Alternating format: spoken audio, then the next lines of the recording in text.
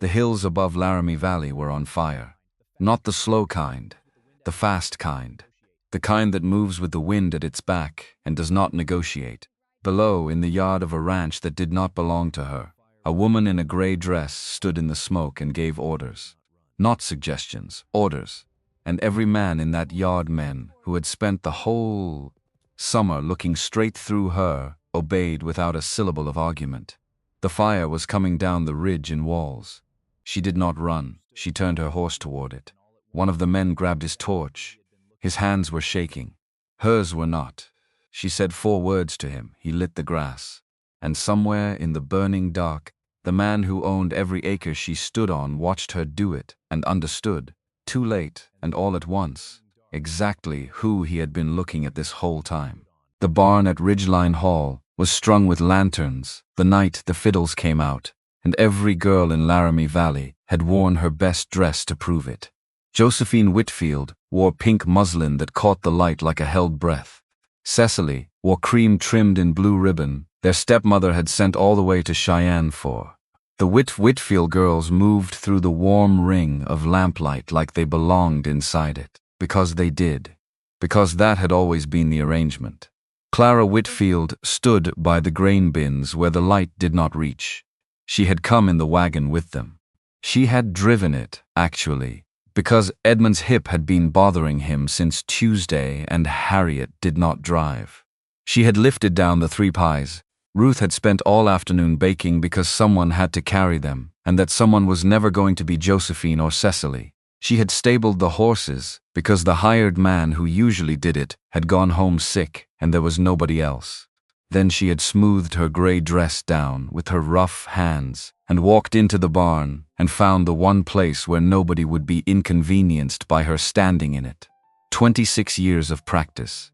She had the geography of every room she'd ever entered, memorized by where the light missed. The dress was wool homespun, dove gray, faded to near white, across both shoulders where the Wyoming sun had been at it since April. There was a patch at the left hip where a nail in the calving shed had caught the fabric 2 winters ago. One of the horn buttons at the cuff didn't match the others. The original had been lost the same week she lost 3 calves to a late freeze, and she hadn't had the time or the money or the particular desire to mourn a button on top of everything else. She had sewn on the nearest thing in the button, tin. It was brown where the others were bone-colored. She had noticed it once and then stopped noticing. The dancing turned without her. Late summer heat had cooked the valley the color of a lion's back. And even at night, the air inside the barn held the memory of it. The oaks on the surrounding hills had gone to dusty green. Everything beneath them had dried to gold.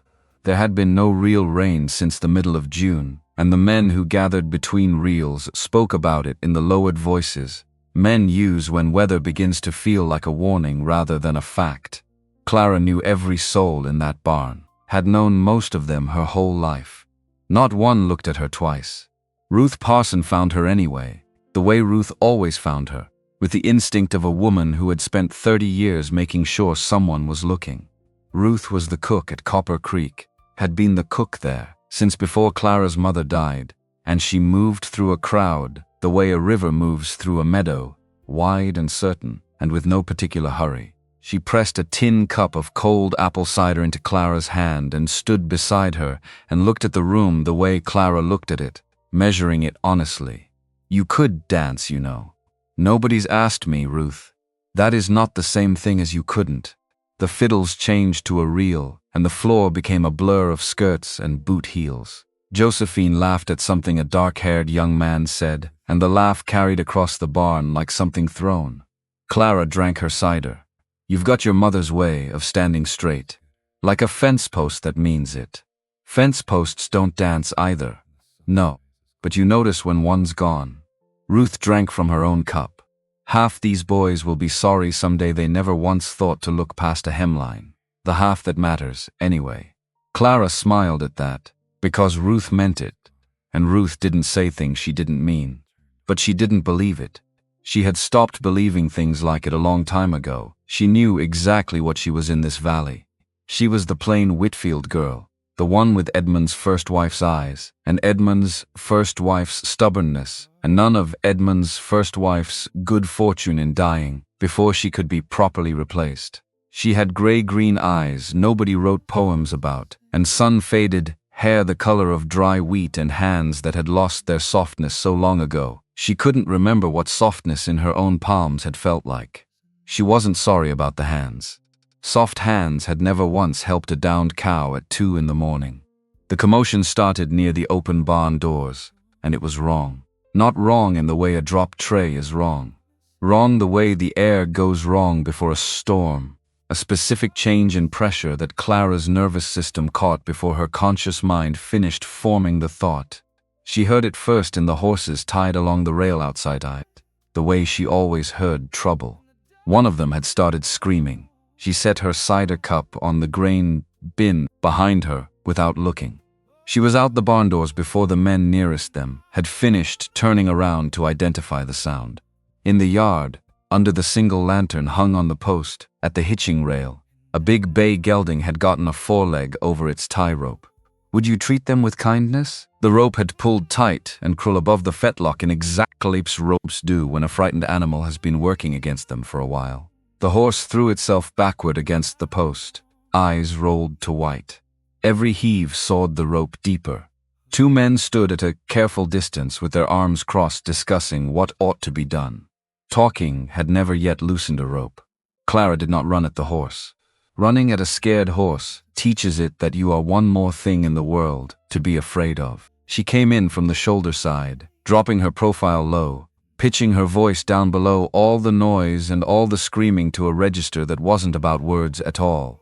Just sound, just presence, just the idea that something in the world was not panicking. Easy now, easy. I see it right here. The gelding's near ear swiveled toward her, only the one. Only for a second. But it was enough, because she was already close, already getting her palm flat against the animal's neck, just ahead of where the sweat was darkest. She didn't pull. She didn't push. She let her weight settle, and she stayed completely still, and she let the horse feel what it was to have one thing in the world that wasn't moving. Then she went down along the foreleg, hand moving in slow sentences, her voice still going. She found the rope where it bit. The clasp knife was open before she reached it because she'd been opening it in her pocket since she crossed the threshold of the barn doors. 3 strokes through the strands. The rope parted. The gelding lurched free and stood there trembling in the dirt with all 4 feet under it, not yet sure the danger had passed. Clara stood with it, her hand on its neck, patient. She would stay as long as it took. It took about 2 minutes. The shaking moved down through the horse's body and through her arm and seemed to empty out of the animal, all at once, like water through a broken dam. There, she said very quietly. There, you're a fool, but you're a live fool. That's something. Only then, with the horse settled, did she notice the man holding the lantern. He had come in from the side, out of the dark beyond the hitching rail, and he had lifted the light without being asked, and without announcing himself. He had simply identified what was needed and provided it. She had been so fixed on the horse that she hadn't registered him at all until this moment. She registered him now. He was tall in a way that made the other men in the yard, the ones who had been discussing what ought to be done, look like they'd been built at a different scale. Wide through the shoulders and chest, in a way that was not about vanity, in a way that looked like it had come from actual use. He stood with the kind of stillness that very large men sometimes develop, an awareness of their own dimensions, a deliberate care about how much space they occupy. The lantern in his hand looked smaller than a lantern should. He had dark auburn hair, pushed back rough, and a jaw, with a day of dark red stubble on it, and eyes that caught the lantern flame and threw it back green. His coat was good wool. He wore it like he'd forgotten it was on. That was well done. His voice was low and even, the kind of voice that didn't need to work hard to be heard. Anyone with a rope and 2 minutes should have done it before she got to the joint. Clara wiped the knife blade on her skirt and folded it closed. You held the light steady. That helped. It seemed the useful thing. A corner of his mouth moved. Not quite a smile. more like the acknowledgement that a smile would have been appropriate if he was someone who smiled more readily. "I don't know a great deal about horses," he said, "but I recognize someone who does." Clara didn't know what to do with that sentence. Nobody said things like that to her. She gave the gelding a final pat along the jaw and turned toward the barn doors. "You're not going to tell me your name?" Not quite a question the way he said it. "There are 2 Whitfield girls inside worth a name tonight." She didn't turn around. "Ask after them." "Everybody does." She went back to the grain bins. The fiddles had started a new reel. She looked once toward the barn doors. The man with the lantern was gone. She told herself she'd imagined the way he'd looked at her. Men did not look at her that way. There was no reasonable argument for allowing 1 dark yard and 1 decent lantern to make a fool out of a grown woman who knew better. She did not know his name. She did not know he had ridden into Laramie Valley 3 days before. She did not know that every acre she stood on that night, the barn floor and the hitching rail, and the dry gold hills rolling back to the mountains, had passed that spring into the hands of 1 man. The paper on every foot of Blackstone Range belonged to him, the land beneath the Whitfield family's boots, the ground their cattle grazed, the water their stock drank, all of it. She found out 4 days later at her own father's table. The letter came to Copper Creek on a Tuesday. Clara Edmund read it twice, which he only did when something surprised him enough to make him distrust his own comprehension the first time through. "Hollowell," he said finally. The way a man says a word he's trying to make sound familiar to himself through repetition. "Grant Hollowell. He's taken over the whole of Blackstone Range, the estate, the leases, the water rights, every foot of it." Harriet set down her sewing needle with the controlled precision of a woman who had just received information she intended to use. "The whole valley," she said. "Half the ranches running on that ground don't own it outright. Ours among them." Edmund folded the letter along its original creases. Old Mr. Hollis held the paper before him. "Never troubled anybody. Left folks be. This Hollowell is young. Nobody's laid eyes on him proper. But word from the bank is he means to look over every lease in the valley himself." He paused. "He's coming to supper Friday. Then he's unmarried. I had that from someone at the bank." The room changed. Clara felt it change the way she felt weather change, as a pressure shift rather than a visible fact. Josephine and Cecily came together over the letter like 2 birds over the same piece of bread. Harriet was giving orders before the words had settled. A goose, the good tablecloth, new ribbon from Laramie City. They would argue over who wore the pink muslin for 2 full days. Nobody wrote Clara into any of it. That wasn't cruelty. She understood the distinction. Cruelty requires effort, requires someone to take the trouble to exclude you deliberately. This was simpler and older and more complete. She was not a daughter to be seated for company. She was a pair of hands. When the family arranged itself to be seen, Clara's function was to make the arranging possible, not to participate in it. "You'll help serve." Harriet said it not unkindly, the way you tell someone something you've both always known. "Wear something that won't show the grease." "Yes, ma'am." That was all. That was the whole of Clara's role in the Great Friday. She thought about the man with the lantern once that week, in an unguarded moment before sleep, and then she made herself stop. She did not connect him to the letter. Why would she? The man who held the paper on half of Laramie Valley did not stand in dark yards at barn dances holding light for women he took to be the hired help while they cut ropes. He did not have that kind of patience for things that didn't pay. The ranch didn't stop for supper, preparations, whatever Harriet seemed to believe, and it was Clara who rode the high pasture on Thursday because it was always Clara who rode the high pasture. She didn't like what she found. The grass on the upper bench had gone past gold to gray, the color of something that had surrendered. The seep at the head of the north draw, the one the late calving cows had been depending on all summer, had shrunk from a reliable spring to a dark smear of damp in the rock face. She got down from her mare and pressed her palm flat against the wet stone and felt almost nothing. 2 weeks. Maybe less. Worse than the water was the wind. All week it had come up off the valley floor, soft and southerly, the way summer wind was supposed to come. On Thursday it came down out of the northeast. hot and dry and steady. It smelled of nothing but baked rock and drought-killed brush, and it had been blowing that direction for 3 hours, without wavering. Clara stood her mare with kindness. Clara stood her mare on the ridge and looked a long time at the country to the northeast, where the settled land gave out to open range and nobody's fences and summer-cured grass that would carry a fire the way a hallway carries a sound. Should you treat them with kindness? She didn't say the word to herself, she just looked.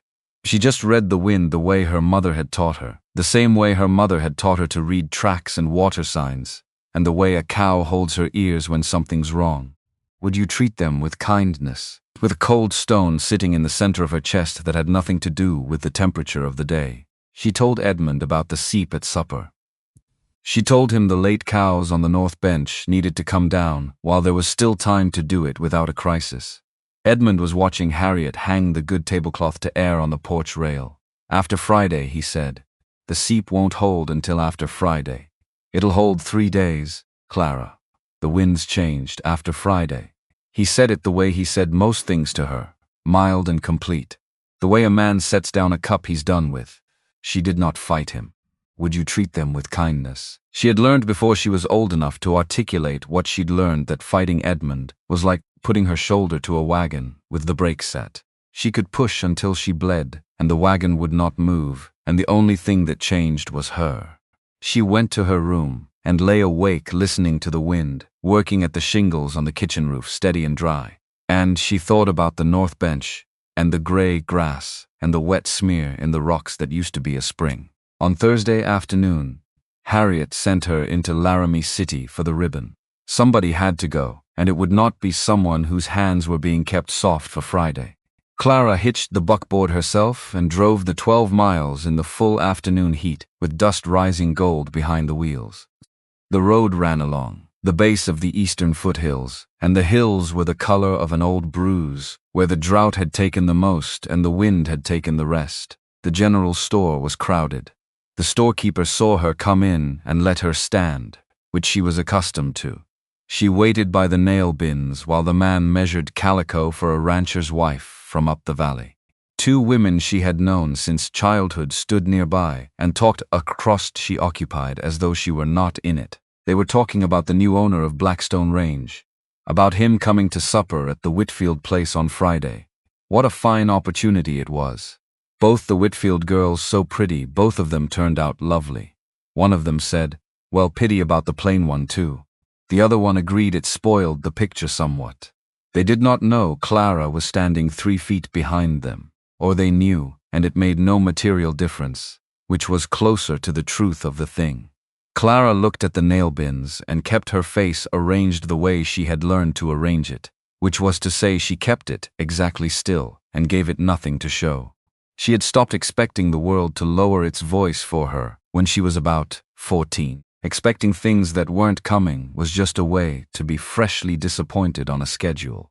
When her turn came, she bought the pink ribbon Harriet wanted, 2 yards of it, and with the small money she kept from the cream she sold herself, she also bought a paper of good needles, because she'd noticed the ranch's own were worn to near nothing, and it needed doing. She loaded the buckboard herself and drove the 12 miles home, with the wind in her face the whole way, northeast and dry and not changing. She thought about the wind more than she thought about what the women had said. The women's words were old news in a new sentence. The wind was the thing that mattered. Friday came hot and still at dawn. The stillness fooled everyone. A still morning in a drought year didn't mean the drought had broken. It meant the wind was somewhere gathering itself. Clara knew this the way she knew the North Seep was dying. Would you treat them with kindness? She'd lived 26 years in this valley, and she had her mother's education, and she knew what a still morning in August tasted like when it was going to break bad. Nobody else seemed to notice. The house smelled of roasting goose by mid-morning. Josephine and Cecily had been curled and pinned since noon.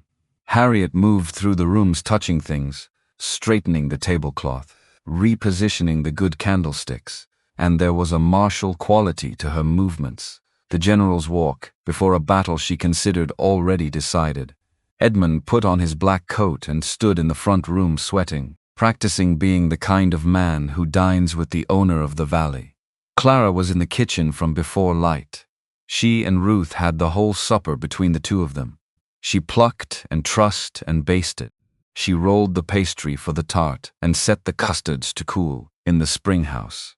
She scalded the cream and beat it back to something presentable and organized the serving dishes in the order they would be needed, because doing it in the right order meant nothing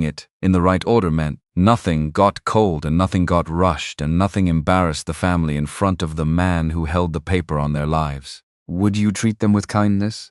When it came time to dress, she went up to the small room over the kitchen. The small room had been hers since Joseph and Cecily decided they wanted the large one, and she had moved herself out without being asked because it was easier than whatever came from not doing it. She owned 3 dresses. The Sunday one was too good to wear for serving. One grease stain would ruin it, and she couldn't afford to ruin it.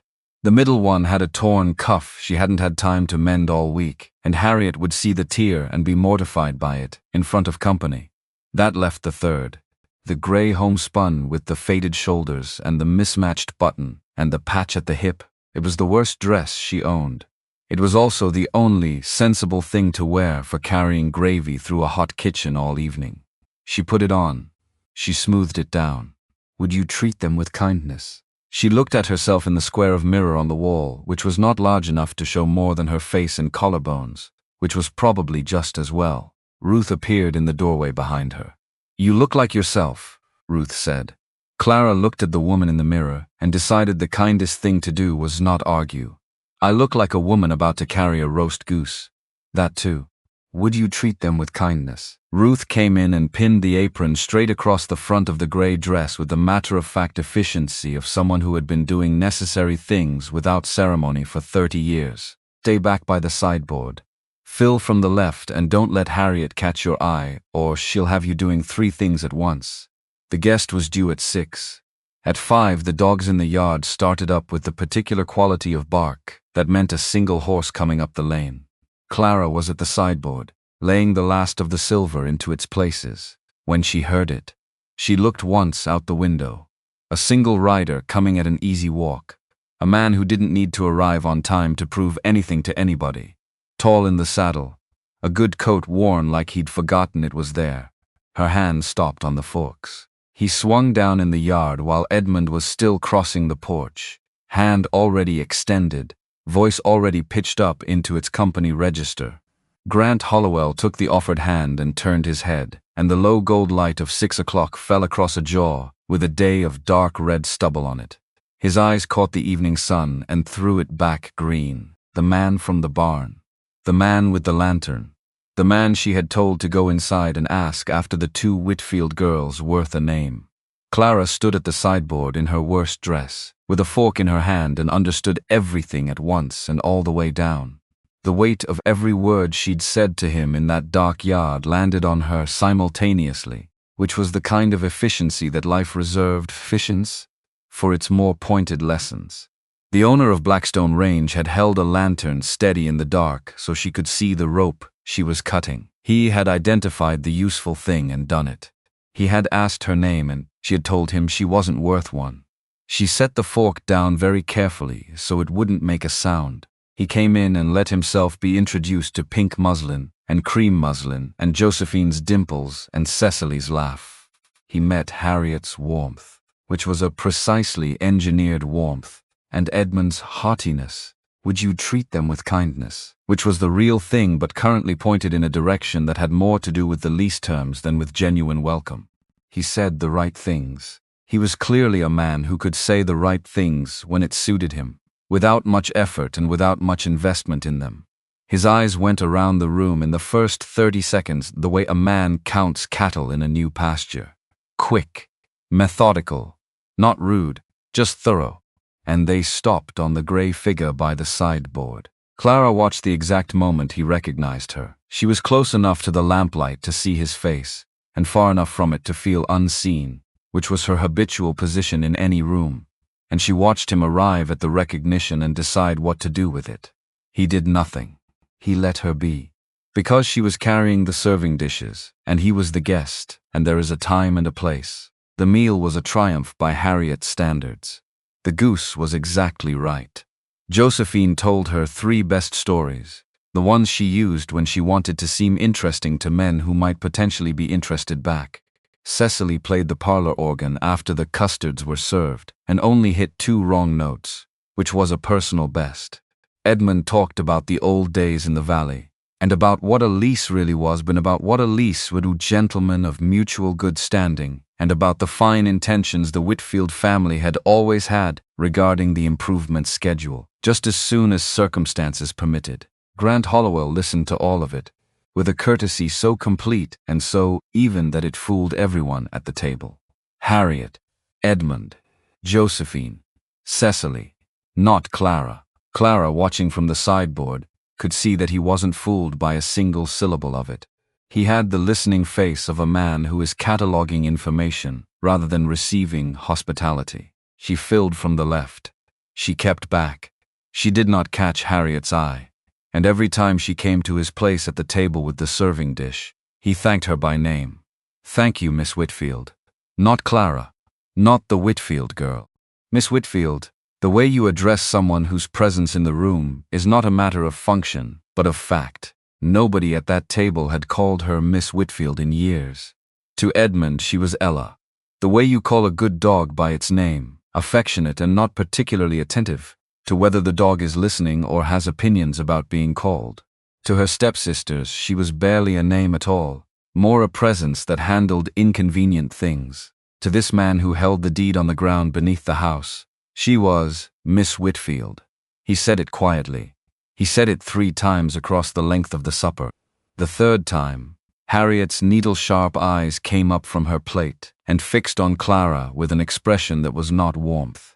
Clara felt herself flush, which was a sensation she had not experienced in long enough that it surprised her, and which she resented completely, and which she could do absolutely nothing about, standing there in the lamplight with a gravy boat in her hand. After the custard dishes were cleared, the men went to the study, which meant Edmund meant to convert 3 glasses of good whiskey into 20 more years on the Copper Creek lease, and Harriet swept the girls to the parlor to be admired for a little longer, and Clara carried the dishes back to the kitchen where the real evening lived. Would you treat them with kindness?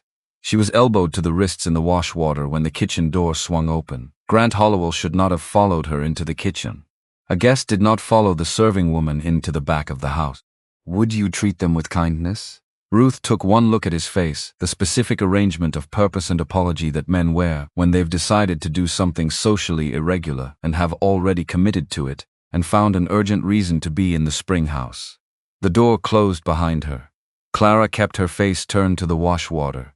"I owe you an apology, Miss Whitfield." "You don't owe me anything, Mr. Hollowell. You're the man who holds the deed on the water this house is washed in." "That's exactly what I want to apologize for." He leaned a shoulder against the door frame, not coming closer, keeping the room between them. He was very tall in that doorway, wide enough across the shoulders that his silhouette took up more of the frame than most men's would. "At the dance, you took me for a hired man passing through. I let you. It was restful, being nobody for an evening. I don't get much of that anymore." The pause had a weight to it. "I didn't know then whose barn it was. Tonight, your father introduced me to 2 of his daughters and never once mentioned he had a 3rd. I let him do that too. I wanted to see whether you'd say anything. There was nothing to say. There was your name." Clara set a plate in the rack and kept her hands moving. The rhythm of the work was something to hold on to. "You want to know why my father presents 2 daughters when he has 3. Every soul in this valley could tell you the arithmetic of it. My mother is dead. These are his 2nd wife's girls. They're pretty and they present well, so they get presented. I run the cattle and I serve the supper. That's not a wound, Mr. Hollowell. It's just the shape of the house. It holds up fine so long as nobody prods it. You run the cattle, not your father. My father owns them. I run them." He was quiet a moment. Outside, through the kitchen window, the dark had come on full, and the wind had come back with it. She could hear it in the oaks now, that dry rattling that had been her constant company all week. "The eye for stock in this valley," he said. "Where does it sit?" Strange question. Not a supper question. The kind of question a man asks when he has come to new country and wants to understand who actually makes it work before he decides what to do with it. Clara looked over her shoulder at him. Wash water dripped from her wrists. He had not moved from the doorframe. He was watching her, with the same steady attention he'd given the dark yard and the screaming horse, the kind of attention that didn't seem to require anything from her in return for itself. "It sits with me," she said, "for whatever that's worth to a serving woman in a gray dress. It's worth considerably more than pink muslin in the parlor." He straightened from the doorframe and took his hat from where he'd set it on the shelf beside the door. He was very careful in that small space. Careful space, the careful way of a man who has learned through experience that his natural scale requires some adjustment for ordinary rooms. "I came to this valley to find out who actually knows this ground. I've been to 9 ranches this week. I've met a great many men in good coats who told me what they wanted me to believe." He settled the hat on. "You're the first person I've met who cut a rope instead of standing around describing what someone ought to do about it." He went. She heard him say his farewells in the front room, heard the practiced courtesy of the departure, heard the creak of the porch and the particular sound of a heavy boot on wood steps, and then the quieter sound of a big man mounting a horse. She heard the horse go down the lane at the same unhurried walk it had come up. Clara stood at the washwater and did not think. Thinking in her experience was just the scenic route to being disappointed. She was a practical woman. Would you treat them with kindness? She had her hands in the water and the dishes needed finishing, and after that she needed to bank the kitchen fire and check that the spring house latch was closed properly because the wind was picking up. She did not let herself think about the way he had said her name. She did notice one thing before she took the lamp up to her small room. The whole time he had stood in that doorway, she had not once been aware of the mismatched button on her cuff. It was a small thing. It was probably nothing. She had laid her mother's good wool coat over the chest at the foot of the narrow bed, and the room was dark except for the lamp, and the wind was working at the shingles with that dry patience it had had all week. Outside in the direction of the northeast hills she could not see anything in the dark, but she knew what was out there: the gray grass, the dying seep, the summer-cured open range beyond the last of the settled land, country that had been wanting rain since June and not getting it. She blew out the lamp and lay down in the dark and listened to the wind. It did not let up, dry and steady, hour after hour.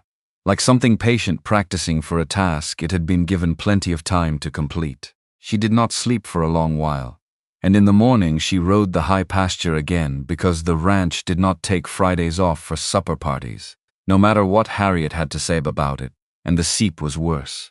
Not worse by much. Worse by exactly as much as 2 days of hot, dry wind and no cloud cover could accomplish, which was more than it should have been. She pressed her palm to the rocket beam. She pressed her palm to the rock again and felt the damp and thought about how many cattle needed that seep and how many days it might sustain them and what 3 more days of northeast wind would do to the arithmetic. She rode back down with the cold stone in her chest again and told Edmund the seep was worse and the herd needed to move this week, not next. "After we hear back from Hollowell about the lease terms," Edmund said. He was reading a catalog Harriet had sent away for. "Don't want to go stirring things up on the range while we're in discussions. The seep doesn't know we're in discussions. Cattle have survived dry spells before. On water they had access to, yes." Edmund turned a page. "You worry too much, Ella." Clara said nothing to that. She went out and checked the water in the stock tank by the barn, which was lower than she'd like, and she looked at the sky to the northeast, which was the same featureless blue it had been for 6 weeks, the kind of blue that meant nothing and promised nothing, and she thought about her mother standing on this same ridge with this same wind in her face and knowing what it was trying to say. Her mother had been right. She had been right about the fire that came the year Clara was 6, had read the wind correctly by nightfall and saved the home place with it. She had been wrong about it only once, in the morning when it mattered, and she had never stopped paying for that single wrong reading.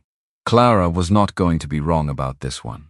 She was going to do some with kindness, or she was something about it, or she was going to watch it happen, and she was starting to understand that those might be the only 2 choices available to her. somewhere north and east of where she stood, beyond the last fence line and the last title deed and all the machinery of human ownership. The summer had been building towards something for weeks. She could feel it in the wind. Her mother had taught her to feel it there first. She turned her mare back toward the barn. She had work to do, and after Friday had already come and gone, and the seep was still dying, and the wind had not changed, and nothing was going to get better on its own. Grant Hollowell came back to Copper Creek 4 days after the supper, not to sit in the front room with Edmund, not to be steered toward pink muslin or cream muslin, or the particular laugh Josephine deployed when she wanted to seem spontaneous. Would you treat them with kindness? He came because of the water, which was the kind of reason that couldn't be argued with, and he asked for the person who knew the ground. Edmund tried to ride out with them the first time. He lasted 20 minutes, before he got turned around at the head of the north draw and had to admit it, which cost him something visible, the way admitting incompetence always costs. A man who has been performing competence for 20 years.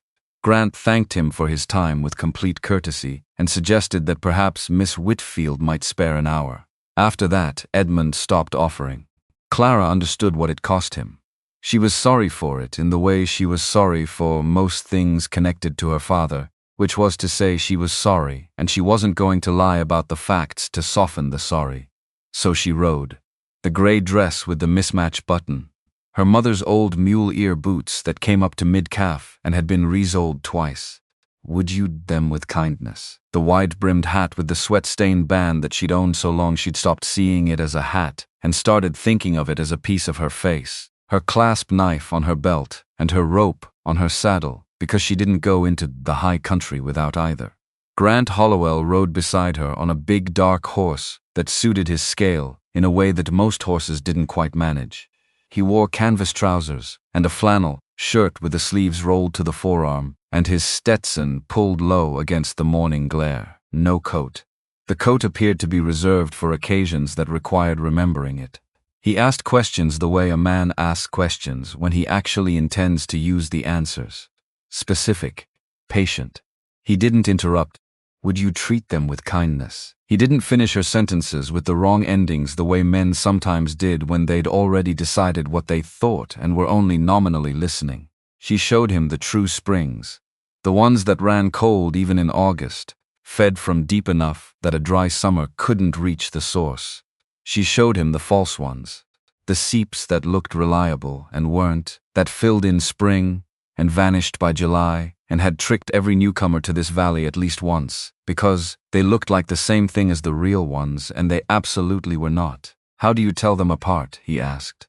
Clara pulled her mare up and pointed at a dark ring of moss on a rock face 50 yards off. Color. The moss around a real spring stays dark all season. The false ones go gray by mid-July. That one there has been green since I was old enough to notice it. She moved the point of her finger to a patch of ground that looked unremarkably ordinary. That one dried out in 1874 and has never come back. But it looked exactly like this one in the spring of 73, and my father's hired man that year built a line camp next to it based on what he saw in May. What happened to the line camp? He spent July hauling water from the creek in barrels. Quit in August. Can't say I blamed him. Grant looked at the two sites, the reliable moss-dark rock and the treacherous ordinary ground. Would you treat them with kindness? He looked at them the way he looked at everything she showed him, which was with the concentrated attention of someone burning the information into a place he intended to keep it. She showed him the dying seep at the head of the north draw, which was worse than it had been 3 days ago, and worse than that was what it represented. That seep fed a half-mile of low, wet ground that the late calving cows had been depending on since June. Would you treat them with kindness? Without it, they would push down off the bench looking for water, and when they found the main creek, it would be crowded with every other animal in the valley, and the calves would take the worst of it. 2 weeks, she said. Maybe less if this wind holds. Your father knows. My father knows after every next Friday. She heard how that sounded. For the first time in a very long time, she laughed at herself out loud. Short and genuine. There is always a Friday standing between him and whatever needs doing today. And Grant Hollowell laughed. a short reel sound that surprised both of them. It was not the polished version of laughter that men produce in parlors. It moved through his whole face for the length of it and was gone, leaving the stillness behind. But the stillness was different afterward. I begin to think this valley has been managed for 20 years by a woman in a gray dress, he said, while it spent those same 20 years thanking a man in a black coat for the results. Clara didn't answer, but she carried that sentence home in her the way you carry a warm coal in a covered tin, careful with it, aware of what it is. There were more rides after that first one. Not all of them were about water, which she noticed, and decided not to examine too closely. Because examining things too closely was how she had learned to talk herself out of anything that seemed like it might matter. On the third day out, a cow on the lower pasture went down with a calf turned wrong inside her. Grant had come to the ranch to look at the creek levels, and instead found Clara on her knees in the August dust, both sleeves shoved past the elbow, her arm in the animal to the shoulder. He could have looked away. He could have waited on the fence and pretended to study the middle distance, the way men did when the physical reality of cattle work exceeded their category for polite observation. He got down from his horse, took off his shirt over his head, and set it over the saddle horn in the matter-of-fact way of a man doing what the situation required, and knelt in the dirt across the cow from Clara in his undershirt. The man was built the way mountains are built, which is to say comprehensively. And this was not the moment to think about that, and Clara was absolutely not thinking about it. Tell me what to do. Hold her head down. Talk to her low, like you're talking about something that doesn't matter. Would you treat them with kindness? He held the cow's head and talked to her in a low, even rumble about the quality of the grass on the creek bank and whether the clouds coming in from the south looked like they meant anything. Clara worked. She found the calf's foreleg where it had folded wrong, eased it forward, felt the whole configuration shift. The cow bellowed and heaved, and then the calf came out in a slick rush and landed in the dust and lay there for one terrible moment of absolute stillness before it shook its head and started breathing. Clara sat back on her heels. Sweat had cut through the dust on her face. She was bloody to both elbows. Her chest was heaving with the exertion of it, and she didn't care because the calf was breathing, and that was the only fact that mattered right now. She was smiling before she knew she was doing it. That, Grant said, watching the calf attempt its legs for the first time, is the finest thing I have been any part of since I came to this territory. He paused. Though I want to be accurate about the scale of my contribution. You held her head. That's the whole job sometimes. Some days someone has to be the still thing. She wiped her forearms on the grass and he handed her the rag from his saddlebag without being asked. She took it. You'd have made a hand, she said. In some other life. The one where you weren't born already owning the view. I wasn't. He said it plainly. Not performing modesty. Not performing anything. Born owning it. I'll tell you that story sometime, if you'll hold still long enough to hear it. The sometime came 4 days later, on the spur of Burned Ridge, where she had convinced him to put his men on the fire line. They had ridden up together to check the progress. The two hands working the brush hooks were a quarter mile down the slope, and the smell of this kutzawatch was everywhere in the warm air, and they sat their horses side by side, watching the work without any particular urgency about speaking. My father, Grant began, and then stopped, and started again. My father was a wealthy man who married a woman with nothing because he loved her. His family never forgave her for it. Not once, not in 20 years of trying to deserve their forgiveness. They were careful with her in public. In private, they ensured she understood every day that she had been permitted entry and could be removed. He looked at the far hills. She died grateful to them for letting her in. She died thanking the people who had spent 2 decades making her feel unworthy of the name she'd been given when she married into it. Clara said nothing. She had learned when a person needed, the silence held open for them. When talking into it was a kindness and when it was an intrusion, and which one this was. I have spent every year since being exactly the kind of man nobody could look down at.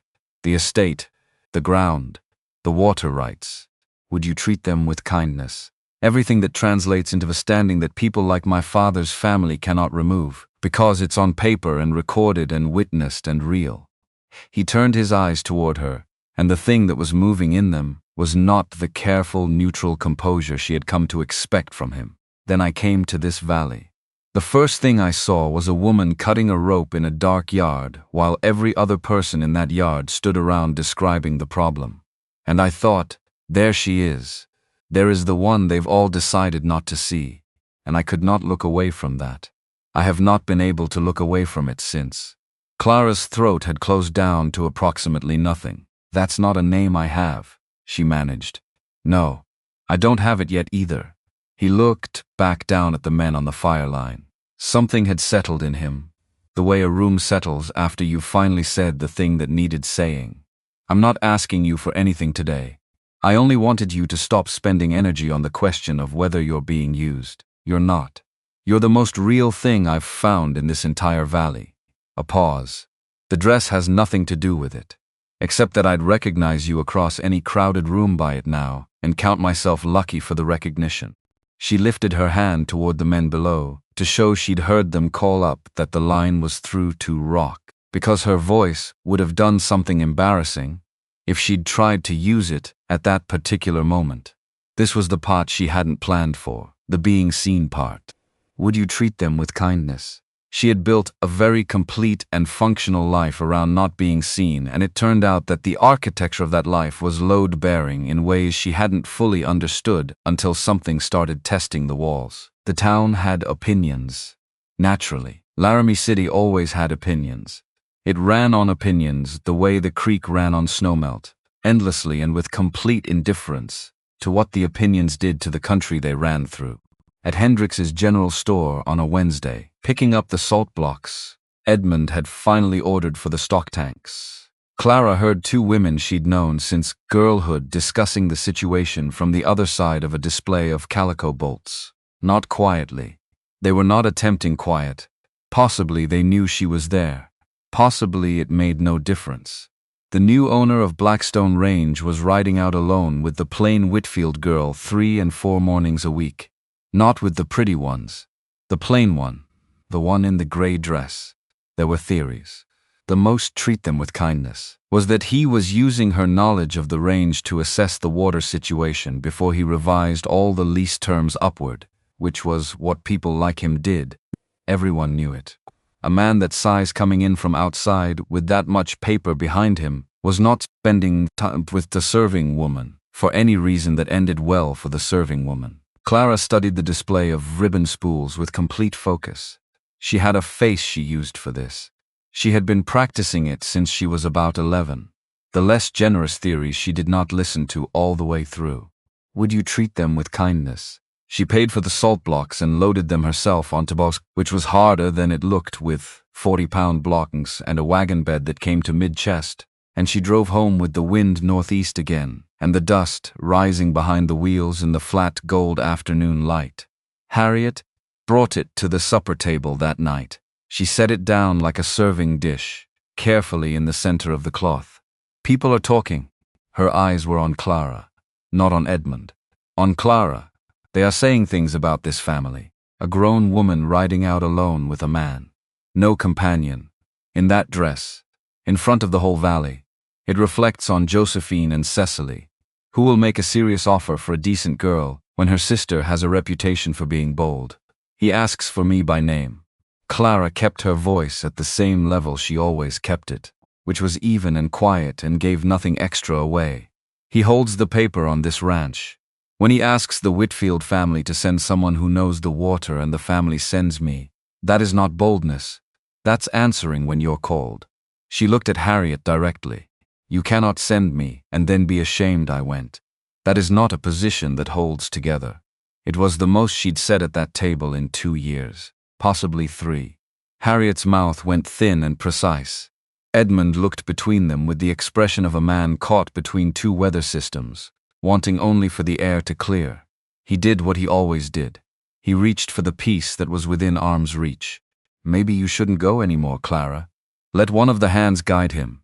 It isn't fitting. None of the hands know the North Seeps the way I do. He'll understand that inside an hour and wonder why you sent someone who doesn't know his own ground. She folded her napkin along its crease, which was a thing to do with her hands so they wouldn't betray anything. But if you order me to stop, I'll stop. I've always done with kindness. Only when the North Bench run you've ordered. Only when North Bench runs dry and the late cows start losing calves for want of water that everyone here knew was failing. I want it remembered at this table that I said so, and that I was told to mind the appearance of things instead. She stood. She cleared her own plate. She went out to check the horses in the dark because the horses were an honest business. Nobody ordered her to stop. That was as close as Edmund Whitfield had ever come to standing on her side of anything. The not ordering. The active decision to not do a thing. It was a small thing, and she understood it as the large thing it actually was for him. Would you treat them with kindness? But that night she lay awake with the wind at the shingles again, and she arrived at an understanding she had been working around for a long time, without letting herself get too close to the center of it. She was not invisible in this house because she was plain. She had been made plain in this house because being seen had never once been safe. Every time in her life she had been genuinely noticed, it had cost something. Not because there was something wrong with her, because you treat them with kindness. Because the people doing the noticing from her wanted to use what they saw, wanted to rearrange it into something that served their purposes. So she had learned to stand in the parts of rooms that the light didn't reach. She had called it her nature. She had worn it so long it had started to feel like skin. It was not her nature. Would you treat them with kindness? It was a structure she had built herself, one gray ordinary day stacked on another, until the structure was so complete she'd forgotten there had ever been anything else.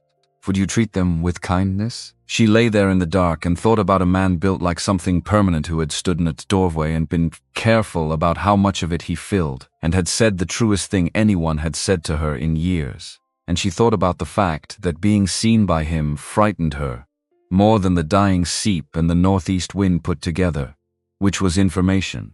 She filed it where she filed all the information she wasn't ready to act on yet. In the dark, in the back, behind everything more pressing. The next morning she went to the high bench anyway, because the cattle needed moving, and Edmund wasn't going to order it done, and someone had to do it, and that someone was her. Would you treat them with kindness? She had the late cows halfway down the north slope before noon, bawling and complaining about the change in their routine, and she pushed them to the lower pasture by the creek, where the grass was thinner but the water was real, and would last another month at least. Would you treat them with kindness? Her father saw her bringing them through the lower gate from the porch where he was reading, and he set down his book and watched her work the gate latch one-handed from horseback, and he didn't say anything, not about the cattle, not about the disobedience. If it could be called disobedience, when she hadn't technically been ordered not to do it, not anything. She nodded at him as she rode past. He nodded back. The invitation to Copper Creek for a second supper came the following week, and Harriet accepted it and rebuilt the evening from scratch, because a strategic woman does not abandon a whole campaign on the basis of one inconclusive engagement. The good tablecloth again, the good candles, Josephine in the pink muslin, which she had won after 2 days of argument. Cecily in a blue wool Harriet had been saving for an occasion that warranted saving for. Clara wore the gray dress because she owned the gray dress and she was serving supper, and it would have made exactly as much sense to wear something else as it would to shoe the horses in silk. Grant came in a plain dark coat and sat where Harriet directed and accepted the arrangement of the table with the same complete courtesy he'd shown the first time. The trap set as carefully as before. Josephine to his right, Cecily to his left. The conversation designed to flow around him like water around a stone and leave him pleasantly surrounded. He unfolded his napkin. He looked at the table. He looked at the sideboard.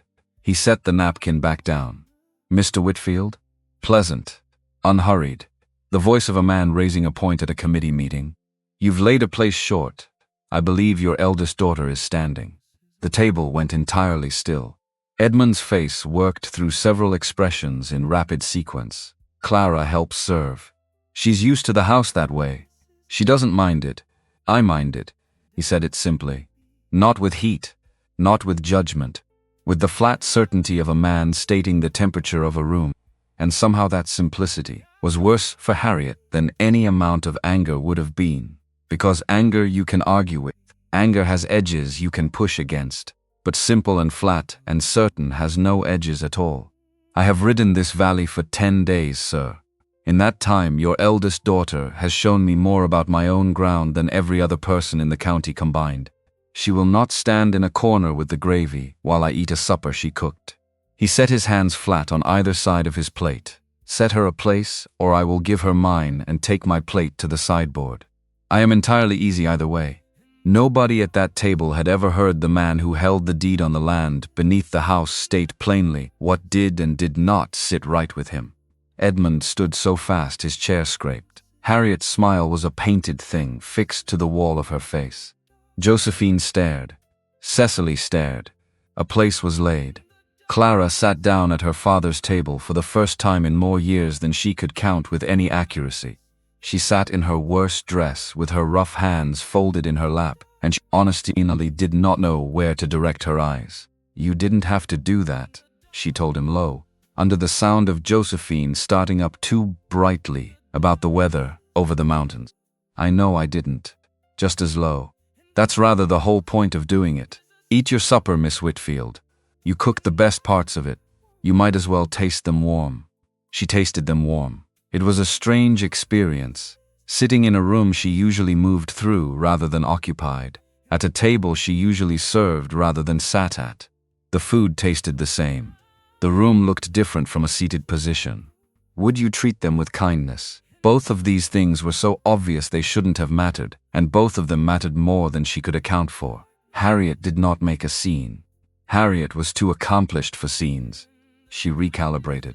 The way a compass needle recalibrates when the magnet moves. And the evening continued, and the goose was served, and the organ was played, and Grant Hollowell was courteous to everyone at the table, and showed no preference, and gave no indication that anything unusual had occurred, except that twice more across the long meal he directed a comment to Clara, specifically, by name, on the matter of the cattle and the range conditions. Would you treat them with kindness? And treated her answers with the same attentiveness he brought to every conversation that was worth having.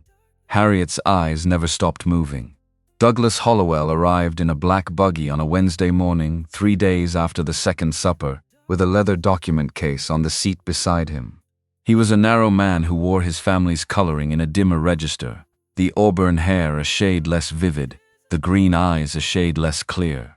Where Grant moved with the careful economy of someone managing a large physical presence in spaces built for smaller men, Douglas moved with the precise efficiency of someone who had spent his life among papers and had come to resemble them.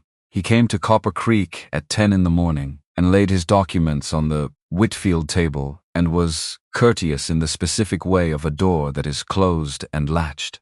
The Copper Creek lease is 2 years behind on the improvement schedule. Would you treat them with kindness? He aligned the edges of his papers without looking at them, his fingers finding the corners automatically. Rent has been paid late 5 quarters of the last 8.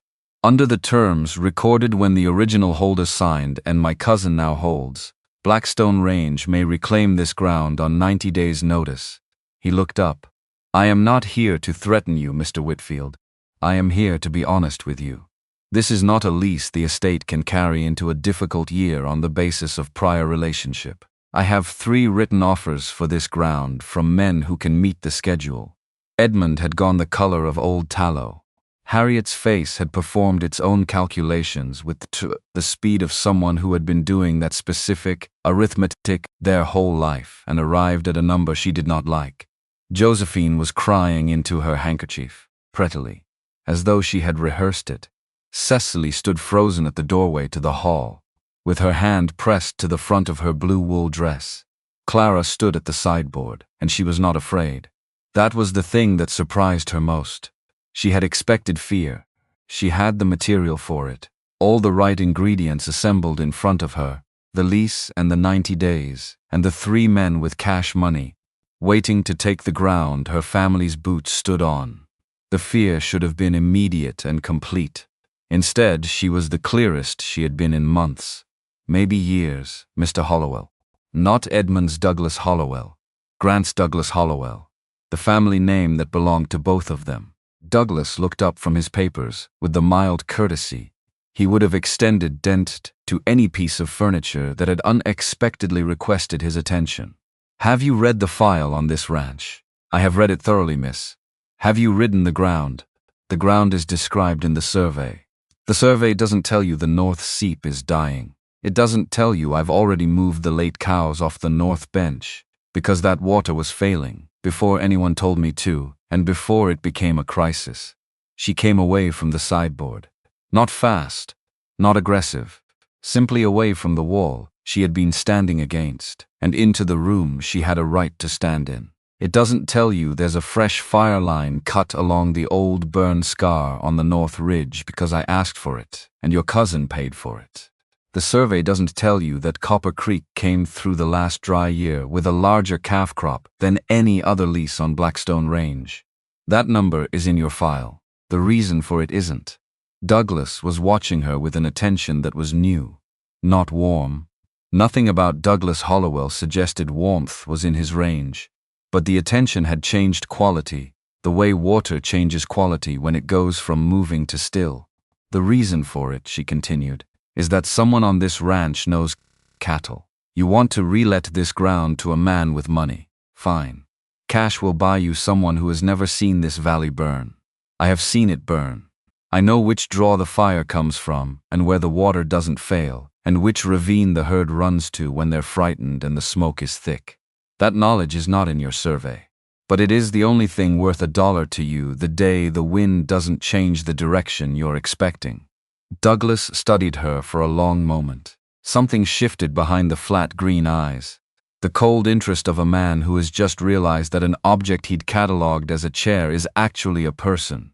"You're the daughter," he said slowly, "the one who manages the stock. I'm the hired help." Her voice was even. "Ask anyone in the valley. I serve the supper."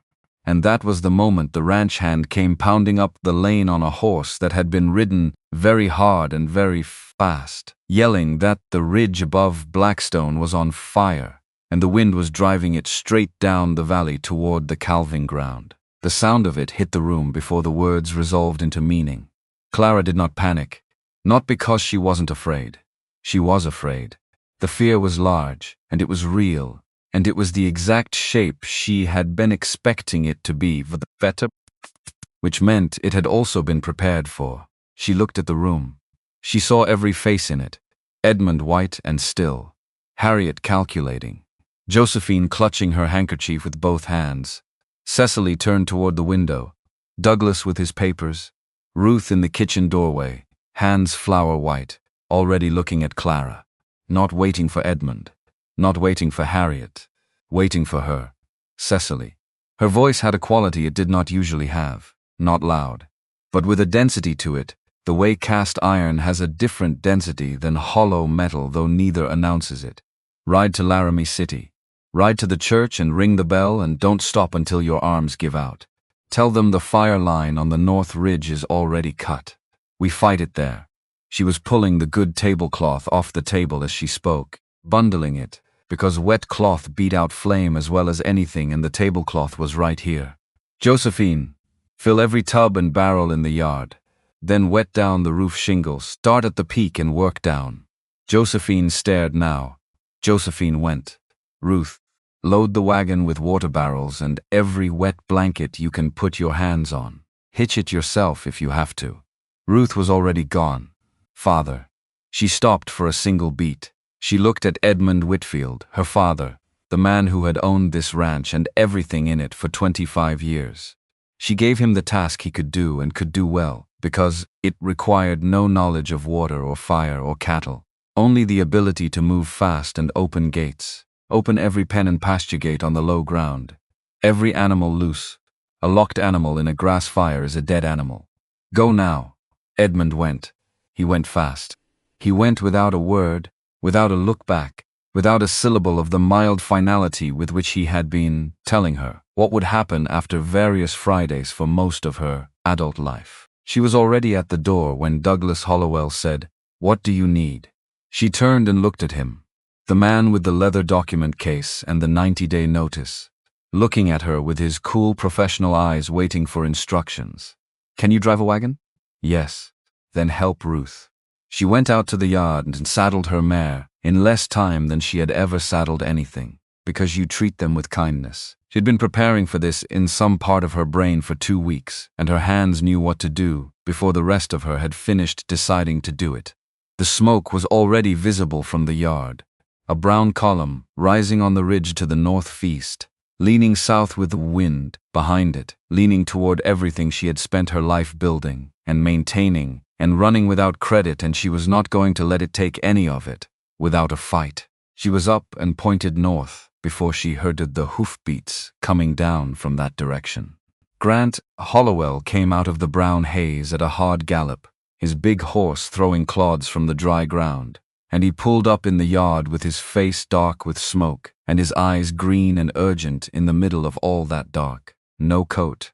Somewhere up on that ridge he had stopped needing the coat. The calving ground, she called to him. Already moving. Already pointing her mare north. The late cows. I moved them down, but not far enough. They're in the north draw. The fire jumped the line in 2 places. He had wheeled his horse to come alongside her. I've got every man on the ridge.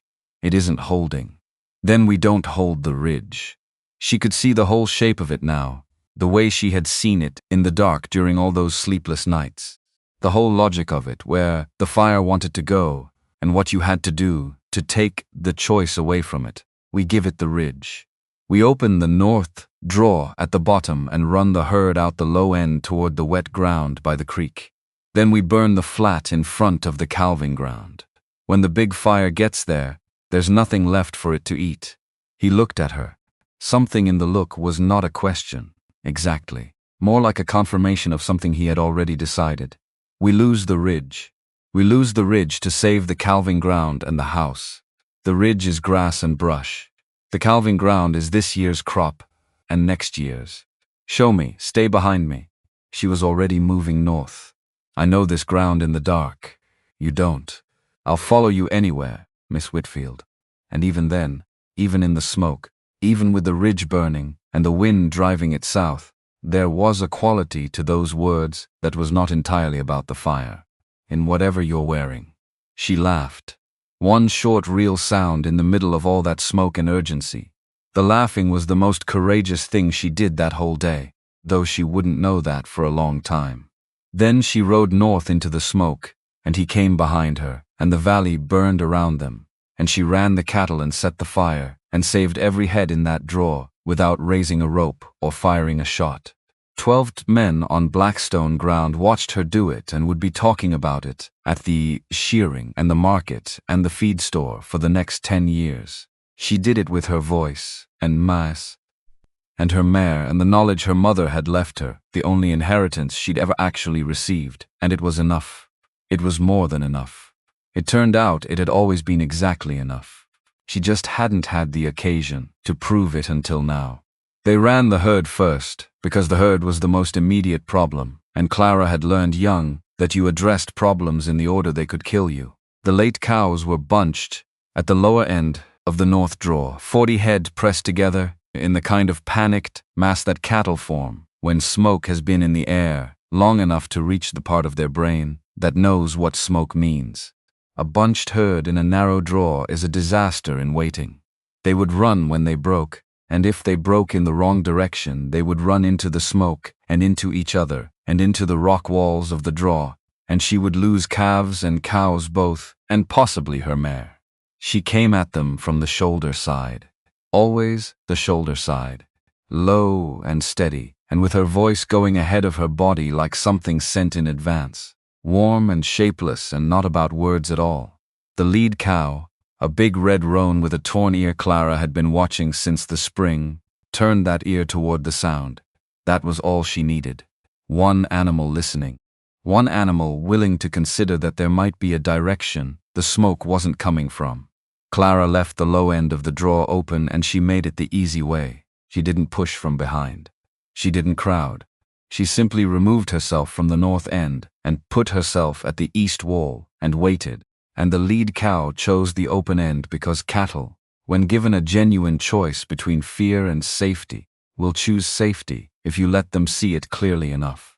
The rest came behind her. 40 head of late cows, with their calves tucked close, out of the draw, and down the slope toward the wet ground by the creek, and Clara rode alongside them and kept her voice in the air and never once raised her rope. Grant had his riders positioned on either flank before she reached the bottom, placed exactly where she'd told him to put them, and they held the outer edges of the movement without crowding, so the herd spread when it hit the flat and slowed from terror into confusion, and then from confusion into the mechanical calm of cattle that have found water. They dropped their heads to the creek, their tails settled. Every one of them. 12 men on Blackstone Range ground, and not one of them said a word for a long moment afterward. They just watched the herd drink. And they watched Clara Whitfield check the count from horseback, running her eye down the line of animals the way you run a finger down a column of numbers, systematic and certain, and she counted twice, and both counts came to the same thing. Not one lost. Grant pulled his horse alongside hers. His face was black with smoke. His flannel shirt was soaked through at the back and shoulders. He looked at her with those green eyes that the smoke couldn't dim, and he didn't say anything because there was nothing adequate available. The flat, she was already looking upslope. We have to do the backfire now, while there's still space between the front and the calving ground. He looked up at the ridge. The smoke was rolling over it in brown-gray waves, and the near edge of the fire was visible in the brush, orange and moving with the wind, still high enough that they had time. Not much. Time enough if they moved. Tell me what you need. Torches. Every man on the line I walk. Not one step ahead of me. Not one.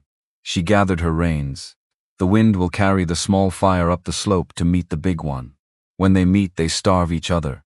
It's the oldest trick in any cattlewoman's book. My mother did it when I was 6 years old, and it saved this ranch. But it only works if every man lights on my mark and holds the line exactly where I set it.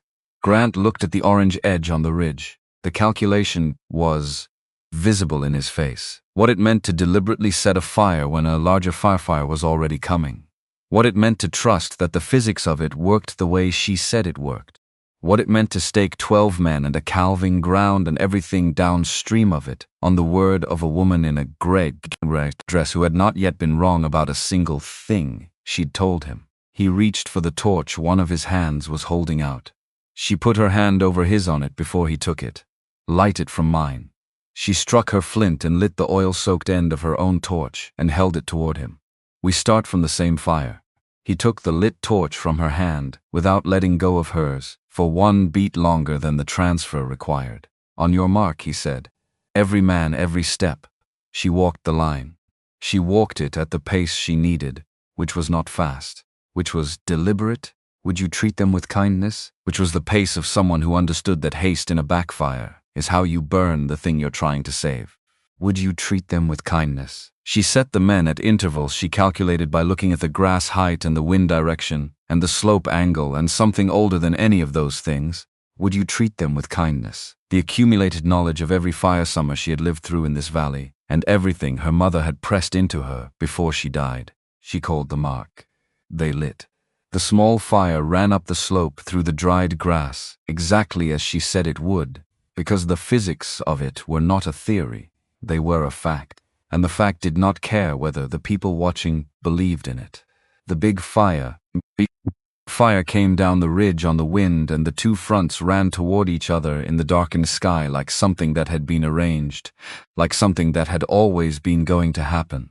And when they met, the roar of it was enormous. A single sound that lasted about 4 seconds and then diminished as the fires consumed what was available to them and found nothing beyond. The calving ground did not burn. The wet flat by the creek did not burn. The home place, visible from the top of the flat as a cluster of lamplit windows in the thickening dark, did not burn. Clara sat her blown mare in the hot black ash at the upper edge of the flat and watched the fire die on the ground she had emptied of everything it needed. The smoke was still with kindness. The smoke specific post-fire smells like the end of something rather than the beginning of it, and the stars were starting to come out hard and white, the way they only do when the air has been scoured. She had expected to feel something large. Relief, maybe. or the particular exhaustion that comes after sustained effort. What she felt instead was very quiet. The way a room gets quiet after a long conversation has finally said what it needed to say. Grant rode up beside her. Would you treat them with kindness? They sat there in the dark for a while without speaking because there was no version of speech that added anything to what the silence was already doing. Your mother, he said finally quietly, would have been proud past the capacity for words. And Clara, who had not cried at anything in years, who would you treat them with kindness? Who had built her whole adult life on the foundation of not crying in front of anyone for any reason, because crying was something that happened when you had the luxury of being witnessed by someone who cared what they were witnessing, found that she was crying. Not the performed kind, the real kind which is quiet and comes without warning, and does not give you the option of deciding whether it's appropriate. She did not turn away from him. She didn't decide not to. It simply did not occur to her to do it. Would you treat them with kindness? She sat on her exhausted mare in the ash and the smoke, and she let the tears do what they were doing, and she looked at the valley below where the lights of the home place were still burning in the dark, which meant the home place was still there, which meant it had worked. Would you treat them with kindness? Which meant her mother had been right about the backfire when she was 6 years old and right about every year of teaching that came after. Would you treat them with kindness? Grant did not say anything about the tears. He did not look away from them as though they embarrassed him, and he did not make them into a moment that required a response. He simply remained present, which was what the situation required, and which was what he had done in the barnyard with the lantern, and on the ridge with the torches, and in every space between. Someone had to be the still thing. The fire was not fully dead. It was subdued, resting. A grass fire in wind country can lie down like an animal that's been driven and then rise again hours later when the temperature drops and the air shifts and nobody's watching. Clara knew this. She had seen it happen once when she was 12 and the knowing had never left her. Someone had to stay. The others can go, she said. Someone has to watch the burn until it's cold. A watched fire stays dead. An unwatched one finds its feet at 3 in the morning. Grant sent the men down. Would you treat them with kindness? They went without argument because men who have spent an evening following someone's instructions to successful results tend to trust the next set of instructions the same source produces. So it was the two of them, on the shelf of granite, above the cooling flat, in the dark and the diminishing smoke, with the stars getting harder overhead as the air cleared. Grant found a canteen somewhere in the business of the evening, and they passed it back and forth, and the water tasted like ash and smoke, and the best thing Clara had ever drunk. Below them the burn ticked and sighed as it cooled. Small orange threads waking and dying along the fallen brush. Not spreading, just finishing. I keep thinking about the first night, Grant said, somewhere past midnight. The dance. You told me to go ask after the 2 Whitfield girls worth a name. I remember what I said. I nearly did it. Went back inside and asked your father which one you were. Before I knew anything. He turned the canteen in his hands, looking at it rather than at her. I'm glad I didn't. If I had learned your name from him that night, I would have gotten the wrong name. Said the wrong way by the wrong person for the wrong reasons. I would rather have come to it from here than have been handed it in a warm parlor, when I didn't know yet what it was worth. Clara pulled the gray dress closer against the cold coming up through the granite. She was not going to say anything maudlin. She was not that person. But she was also not going to pretend that sentence had not done something to the inside of her chest. Thus, you're a very strange kind of wealthy man, Grant Hollowell. So my cousin never stops telling me. In the dark she felt rather than saw him smile. Sleep if you can. I'll wake you if the burn wakes first. I've had a decent teacher this month in reading when something intends to come back. She slept. Sitting against the cold granite with the dead fire below and the clearing sky above and the whole exhausted weight of the day settling through her bones, she slept a real sleep. Not the shallow, restless hovering she usually managed. The deep kind that comes from having done the full work of a full day and having done it correctly. When she woke near dawn, gray light just beginning to separate the horizon from the sky, Grant was still there. He was watching the burn, the way she had asked him to watch it, alert and patient in the cold pre-dawn. He had not slept that she could see. He had stayed awake to watch the fire so she could rest, which was the same thing as holding a lantern steady in a dark yard.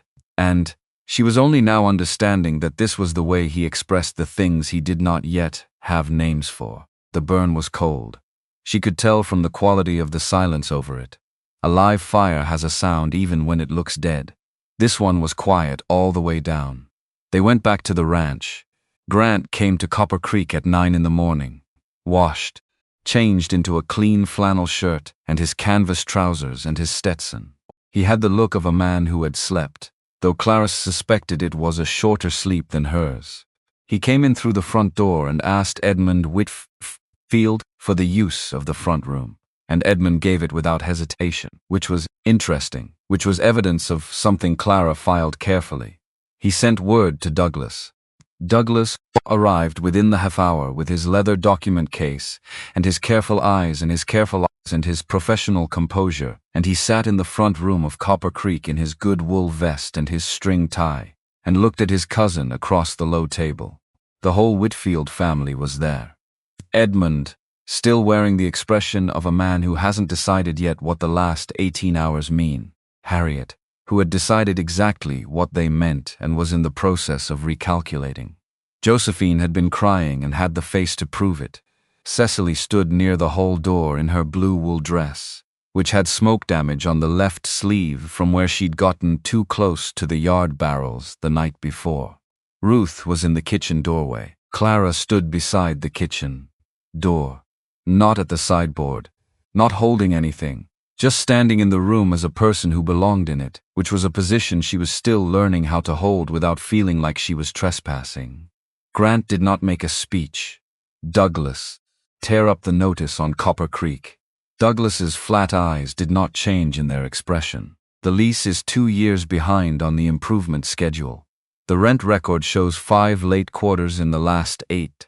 Those are facts recorded in the office, and they don't change because of one night's weather event. Grant let that sit for a moment.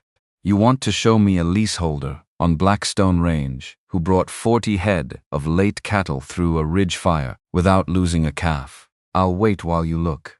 Douglas said nothing. You told me yesterday this was a lease. The estate couldn't carry on sentiment. You were right about that. So we won't carry it on sentiment. We'll carry it on the plain fact that the person responsible for the strongest cattle operation on my ground lives on this ranch, and I would be a fool to relet the land and drive her off of it. Grant's voice remained at the same level, same temperature, the temperature that didn't need to rise to make itself felt. Write it however you need to write it. The Whitfields stay. The room held its breath. Would you treat them with kindness? And Douglas Hollowell, who had built 18 years of professional success on the conviction that what was written on paper was more real than what existed in the physical world, looked across the table at his cousin. Would you treat them with kindness? And then, slowly, he looked at Clara, beside the kitchen door in the same scorched gray dress she'd been wearing when the rider came in yesterday, because she had been too exhausted to change it, and there had been a fire to manage, and the dress had not seemed like the important consideration.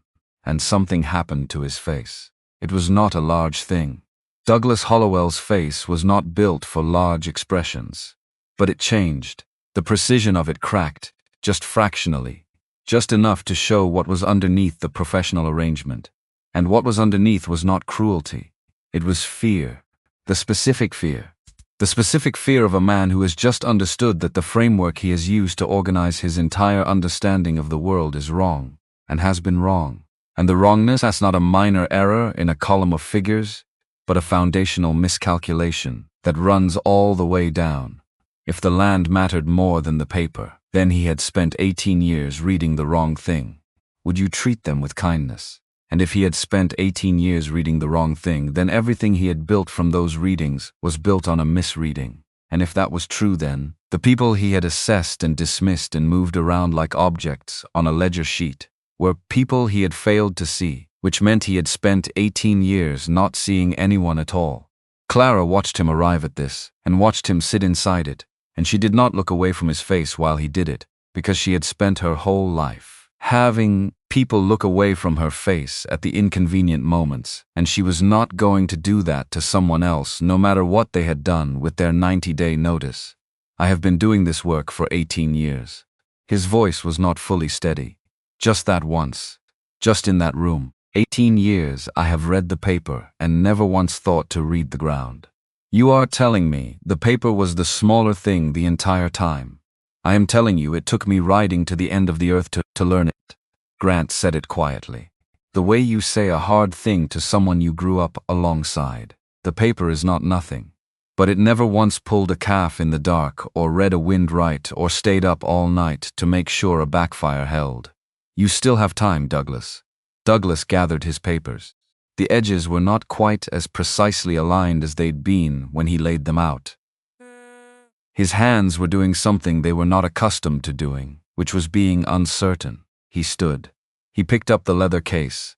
He walked to the door. He stopped. He turned back and he looked at Clara.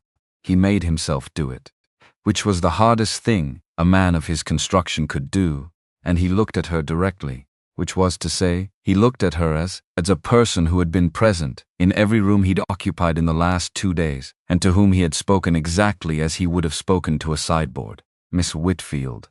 His voice had the deliberate quality of someone choosing each word from a selection of available words and trying to get the choice right. I took you for the household staff. I was wrong. He walked out to his black buggy and drove up the valley toward the edge of it and beyond. He was a smaller man leaving than he had been arriving, and possibly a better one, and that was the best that could be said for the morning, and it was enough. Silas Vane had not been at Copper Creek for any of this. Silas Vane had been in Laramie City the morning the fire came, conducting the specific kind of business he conducted. Would you treat them with kindness? Was the business of positioning himself favorably with people who had just arrived in possession of something large before they fully understood what they were in possession of. He had been, in the 10 days since Grant's arrival in the valley, more deliberately visible to Grant than he had been in 6 months to the previous holder. Clara had watched him do it. She had been watching Silas Vane do versions of this for 6 years, since the first them with kindness. Since the first time he came to Copper Creek, with his 3-piece suit and his pocket watch on its chain, and his careful smile and the lease improvement schedule he had personally designed to be 3 years ahead of what any reasonable operation could meet. He had a talent for arriving in rooms where decisions were being made, and leaving those rooms with the decisions slightly more tilted in his direction than it had been when he came in. He was at the Blackstone Range shearing that fall. He was always at the shearing. He used it the way he used every large gathering of the valley, as a room in which to conduct the specific business of making himself seem indispensable. He had spent 12 years building the impression that Blackstone Range could not be administered without his particular expertise in local lease terms and local land history and local water rights, which was not untrue. He did know those things. He knew them because he had spent 12 years shaping them. The shearing was held on a Saturday in October, when the aspen on the high slopes had gone yellow, and the air had the particular quality of early fall in Wyoming, cold and clear, and carrying the smell of cut grass from the lower fields where the season's last hay had come in. The whole valley turned out, because the whole valley always turned out, not only for the work, which required many hands, but for the settling of accounts, and the running of news, and the establishing of what had happened over the summer, now that there was enough distance from it to see it whole. What had happened over the summer was the fire, and the woman who had run the cattle through it. Clara was aware of this in the way she was aware of most things about herself in public settings, which was peripherally, at the edge of her attention, not looked at directly. Would you treat them with kindness? There was a different quality to the way people moved around her at the shearing than there had been at the barn dance at the beginning of the summer. At the dance she had been the wallpaper. At the shearing, she was the thing people had come to look at, which was a novel and uncomfortable position, and she was still working out how to hold her face in it. The work was real work and it steadied her. She knew shearing. She had been doing it since she was old enough to hold a sheep's head. She worked through the morning with Ruth and with the Copper Creek hands and with whatever neighbors were rotating through the shearing floor. And the work was honest and her body knew the movements, and she didn't have to think about what she looked like doing it. Would you treat them with kindness? It was in the middle of the afternoon, and the tables were set up in the yard, and the valley was beginning to transition from labor into the social hours, that Silas Vane materialized beside Grant Hollowell at the edge of the main yard. Clara was close enough to hear it, not because she had positioned herself to overhear, because Silas Vane had positioned himself in the center of things and sound traveled on a clear October afternoon. About the Copper Creek situation. Vane's voice had the quality of a man raising a perfectly ordinary administrative matter. I think we ought to speak privately, Mr. Hollowell. There are aspects of the original agreement with Hollis that bear on the current terms. The history of the improvements clause, specifically. Some context that didn't make it into the written record. Grant looked at him. The full attention that Grant Hollowell brought to things when he decided to bring his full attention. I know the history of the improvements clause. Vane smiled with the patience of a man who is accustomed to knowing more than the person he is talking to. You may know the written version. There's a practical history to how these leases have been administered that. I know who wrote the clause. Grant's voice had not changed temperature. It was the same even register it always occupied. I know it was written with kindness. I know it was written to a standard 3 years beyond what any solvent operation in this valley could meet on the timeline specified. I know that was not an accident. And I know that the leverage it created has been useful to the person who created it in every lease renegotiation that has occurred on this ground in the 12 years since. Vane's smile remained, but something behind it recalibrated. That's a significant characterization. I have the records. Grant let that settle, not as a threat, as a fact. I have 11 years of lease records on 12 properties. I have the pattern of which leases fell behind, and when they fell behind and what renegotiations followed, and at whose instigation. The pattern is very clear, Mr. Vane. Once you arrange the documents in chronological order and look at them as a sequence rather than as individual transactions. Around them, the shearing yard continued its business. People moved. Conversations happened. Nobody appeared to be paying attention to the two men at the edge of the yard. Everyone was paying attention. Your arrangement with Blackstone Range ended when the title transferred, Grant continued. I should have made that explicit at our first meeting. I'm making it explicit now, in this yard, in front of whoever wants to hear it. Your services as range administrator are no longer required. I'll have the formal notice sent to whatever address you prefer by Wednesday. Vane stood there for a moment, with his careful smile still technically arranged on his face. He was a man who had operated in the spaces between power for so long that he had forgotten those spaces existed because someone with more power permitted them to, and now someone with more power had closed them. The valley knows this ground because of my work, he said. Last card. Last attempt. The valley knows this ground because of people who actually live on it, and work it and stay up through the fire season, watching which way the wind comes. Grant's eyes moved once briefly to where Clara was standing near the fence with Ruth and the Copper Creek hands, then back. You've been welcome to their knowledge for 12 years and called it your own. That arrangement is also concluded. Vane left before the supper tables were set. He drove his buggy out of the Blackstone Range yard at the kind of pace that is not quite fast enough like fleeing, but is serving the same function. He did not come back to that valley for the shearing or for any other occasion. The 3 cattlemen up the county he had been working with found their arrangement with him suddenly less profitable than it had been, because the ground on which the arrangement depended had changed hands, and the new hands had read the documents. Clara watched him go, and then she watched the valley watch him go, and then watch her, and there was something in the watching that was different from everything that had preceded it. Not deference exactly, not the performance of respect, something more like recognition. The specific them with kindness. The specific look of a community that has just been reminded of something it should have known all along, and is in the process of adjusting its accounting. The fiddles came out at dusk. The dancing started in the yard, in front of the Blackstone Range barn, and the lanterns were lit along the fence, and the night was the clear, cold kind that made the stars look close enough to touch, and the whole valley turned out for it the way they always did for the fall shearing dance. Clara stood at the edge of it and watched the movement and the light from a position she had occupied at 100 similar events. The edge, the part of the space where the lamp glow, thinned, except this time the young men came to the edge to find her. 3 of them before the second reel ended, 2 more after. They were not performing anything.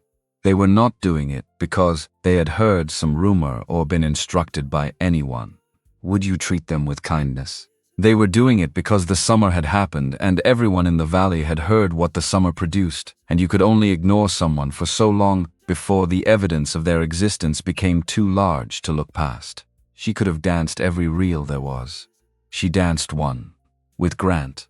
Would you treat them with kindness? In the middle of the yard under the lanterns with the whole valley watching, which was also the whole valley bearing witness, which was also the whole valley revising its understanding of who the Whitfield girls were, and which one mattered to the man who owned the ground. He was an adequate dancer, not elegant. Would you treat them with kindness? But he knew the steps and he was very careful in the crowd about his own dimensions, the way he was always careful. And he held her with the complete steadiness of someone who had already established that steadiness was the thing he did best. The whole valley is watching, she said. Good. He turned her through the pattern. Let them have a clear view.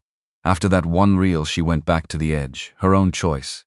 Would you treat them with kindness? She stood there because she liked the way the valley looked from the outside of it, the moving shapes under the lamplight, the sound of the fiddles on the cold air. And because she had spent her whole life in this position, and she had finally understood that there was a difference between standing at the edge because the center wouldn't have you, and standing at the edge because you genuinely preferred the vantage point.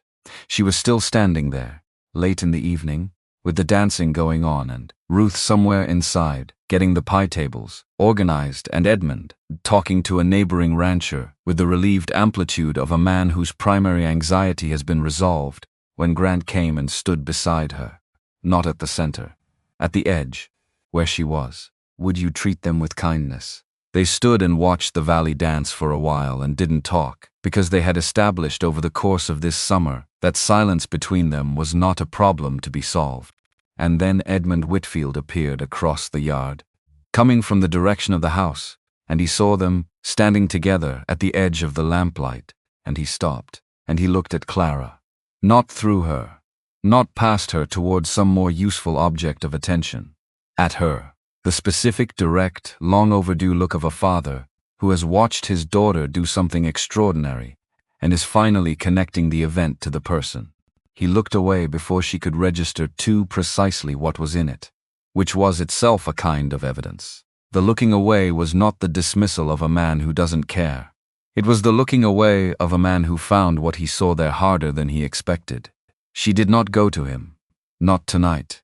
Tonight was not the night for that conversation. But she marked it, and she filed it, and she thought that someday, would you treat them with kindness? When the moment existed for it, she might go and sit across from her father and give him the gift of not requiring him to have gotten it right from the beginning. Would you treat them with kindness? Because people were the shapes of their histories, and Edmund Whitfield's history had made him a man who could do almost anything, except see the person who had been standing in front of him for 26 years. That was not nothing. That was a significant failure. It was also not entirely his fault, and it was not hers. And somewhere between those two facts there might eventually be a conversation. Not tonight. Would you treat them with kindness? Tonight there was the dancing and the cold, clear air and the fiddles, and the man who had come to stand at the edge of the light rather than require her to come into it. I have a question, Grant said. She waited. It doesn't need an answer tonight. Then ask it.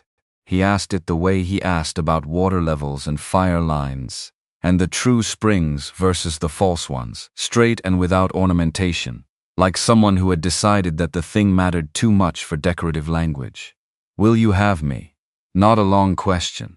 4 words and a silence after them that was the size of everything. Clara looked at the lanterns strung along the Blackstone Range fence and the people moving under them, and the dark hills beyond the lamplight where the burn scar was still visible on the north ridge, if you knew where to look, where the new grass was already coming up through the ash, green in the black, which was the most Wyoming thing possible, to be both burned and already growing back, to be both the scar and the recovery.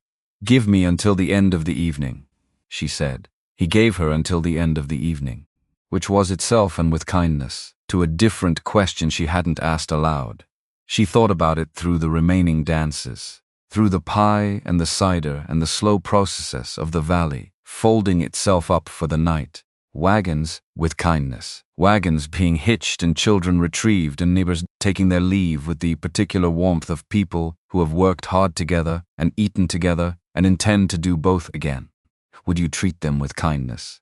She thought about her mother, about what Hattie had said on a late summer night that already felt like it belonged to a different version of this story, about the woman who had spent 20 years being the hand inside another person's glove and called it safe and died not knowing whether being visible might have been safe too. About the half of her mother. About the half of her mother that spent her whole life not inheriting because inheriting it felt too much like presenting a target. She thought about a scar that was already greening over. She found Grant at the edge of the yard near the end of the evening, when most of the wagons had gone and the fiddles had stopped and the remaining lanterns were guttering in the cold air. She stood beside him and looked at the dark hills, and she said what she had come to say. "I'll marry you, but I want you to know why. The same way I made you tell me why, up on that ridge." He was looking at the hills too, listening the way he listened, which was with his whole body. "I am not marrying the man who holds the deed to this valley. I would have said no to that man. I am marrying the man who held a lantern in a dark yard for a woman he took to be the hired help, and asked her name, and kept asking it after everyone else had forgotten she had one." She looked at him directly, her mother's way of standing, straight, like a thing that has decided. "I spent 26 years learning to live in the parts of rooms where the light doesn't reach. You are the first person who ever came and stood in the dark with me. Everyone else said, 'Come into the light so I can see you, so I can decide what you're worth.' You didn't do that. I can build a life alongside a man like that. I could not have built one alongside any other kind." Grant Hollowell took her rough hand in his large one. He did not say the right thing. Would you treat them with kindness? There was no right thing for the moment that would have been equal to what she'd said, and he understood this, and he did not try. He simply held her hand at the edge of the lantern light, with the cold Wyoming night around them both, and the dark hills beyond, and the burn scar on the north ridge going slowly green in the dark. They stood there and watched the last of the valley finish going home. The first snow came early to Laramie Valley that year, not the killing kind. The preliminary kind, the kind that arrives in October like a scout sent ahead of the main army to assess the terrain. 2 inches on the high ridges and a hard frost on the lower ground that turned the creek grass silver and put ice on the water troughs by morning. It melted by noon, but it was a reminder, the kind of treatment with kindness, the kind of reminder Wyoming issued without any particular concern for whether you were ready to receive it.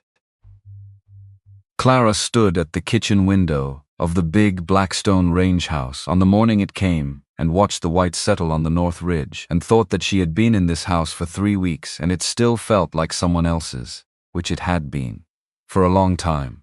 It was going to take longer than 3 weeks to feel like hers. But the kitchen was a good kitchen.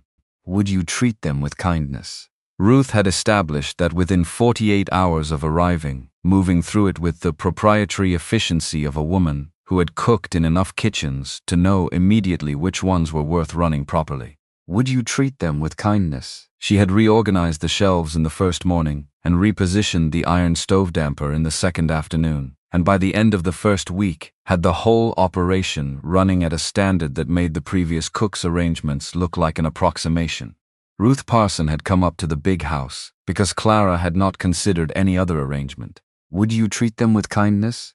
The woman who spent 30 years making sure someone remembered the cook was a person could not be left behind at Copper Creek, while Clara went to live somewhere with better stove draft. It was not a complicated calculation. It was not even a calculation. It was just obvious. The way the true springs were obvious, once you knew what color the moss grew around them. Grant had said, Take whoever you need. Which was what Grant said about most things, which was still a thing Clara was getting used to. The having of resources. The not having to calculate whether she could afford to do the right thing. It was a significant adjustment. She was adjusting. The wedding had been in November, 2 weeks before the snow scouts arrived, on a day that was cold and clear and smelled of cut pine from the new fence line on the south pasture. Not a large wedding. Clara did not want large. Large was for people who needed witnesses to believe a thing was real, and Clara had spent enough of her life among people who could look directly at something real and fail to see it. She did not need a crowd to confirm the reality of what she was doing. The ceremony was in the front room of Blackstone Range with the Reverend Abrams from the Laramie City Church, who drove the distance in a buckboard and wore his good coat and performed the service with the plain dignity of a man who understood that what he was doing mattered and did not require ornamentation to prove it. Edmund was there, Harriet, Joseph, Fienne, and Cecily. Ruth stood in the kitchen doorway and did not attempt to hide that she was crying, which was both completely unlike her and completely understandable, given the specific history she was witnessing conclude. Douglas Hollowell had been invited. He had sent a letter instead. Formal. Correct. Containing a single sentence at the end that was not formal or correct, that had cost him something to write, and that Clara read 3 times before she folded it back into its envelope.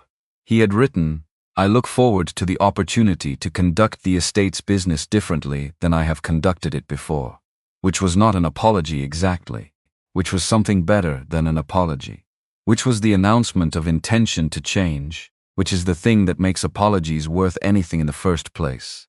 Clara had kept the letter in the carved box her mother had left her, where she kept things worth keeping. The dress was the gray one. Of course it was the gray one. You treat them with kindness. There had been a moment about a week before the ceremony when Harriet had appeared at the door of the room Clara was using at Copper Creek and stood there with a folded length of dark blue wool and offered it without quite meeting Clara's eyes. Good wool, heavy and fine. Enough for a dress that would have been the best thing Clara owned by a margin too large to measure. It was the most Harriet Whitfield had ever done, by a significant margin. And it cost Harriet something visible to stand there holding it, which was how Clara knew it was real rather than strategic. "For the ceremony," Harriet said, "if you want it." Clara looked at the wool. "Good stuff, the kind you sent to Cheyenne for." "Thank you," she said. "Keep it for yourself. I have what I need." Harriet's face moved through something complicated, not offense. Something that looked, briefly, like recognition.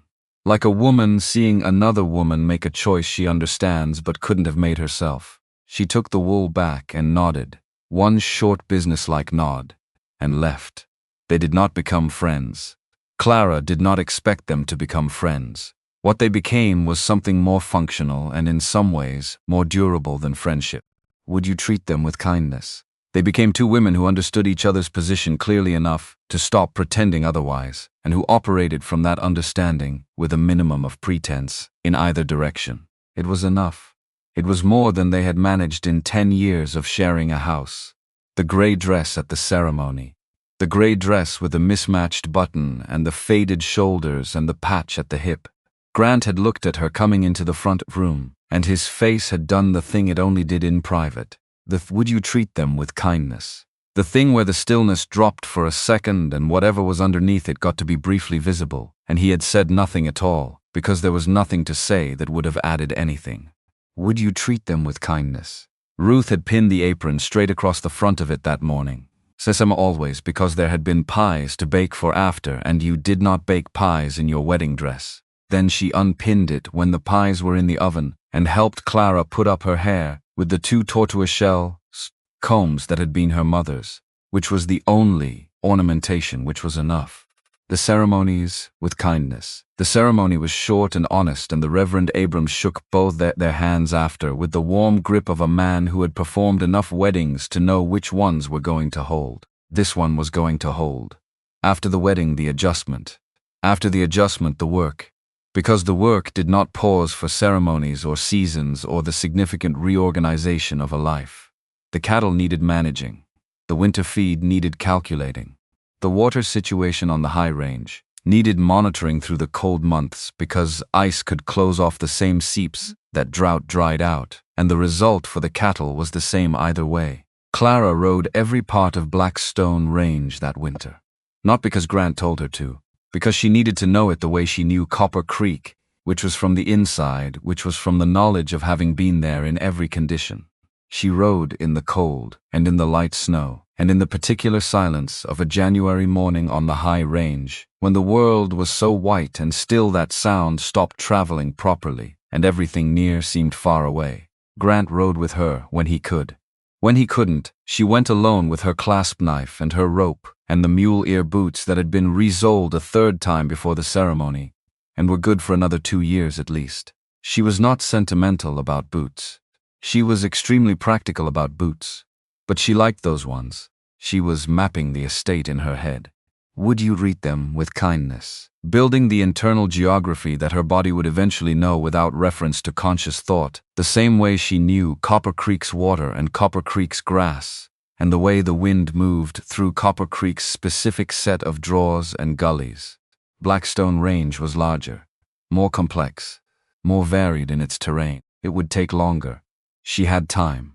The burn scar on the north ridge was already showing green through the snow where the ash had been. She rode up to look at it in January, on a day when the sky was the specific blue of cold, and the frozen ground rang under her mare's hooves. The new growth was underneath the snow, invisible, but she knew it was there, because she had watched this before, watched a burned slope do exactly this. Quietly regenerate under the white without announcing it, ready to come up strong and cut the spring with the particular vigor of things that have gone through fire and came out the other side of it.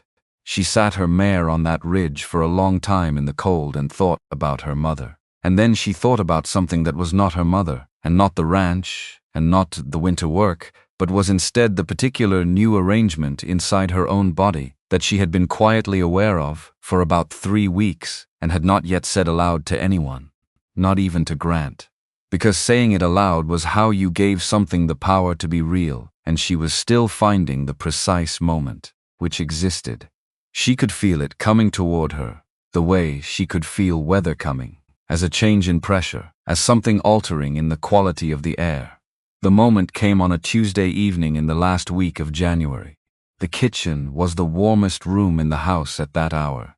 Ruth had banked the stove high for the night, and the smell of the day's baking was still in the walls, and there were 2 cups on the table, and Grant had come in from checking the lower stock tanks in the cold and was pulling off his heavy canvas coat by the door. His fingers were reddened from the temperature.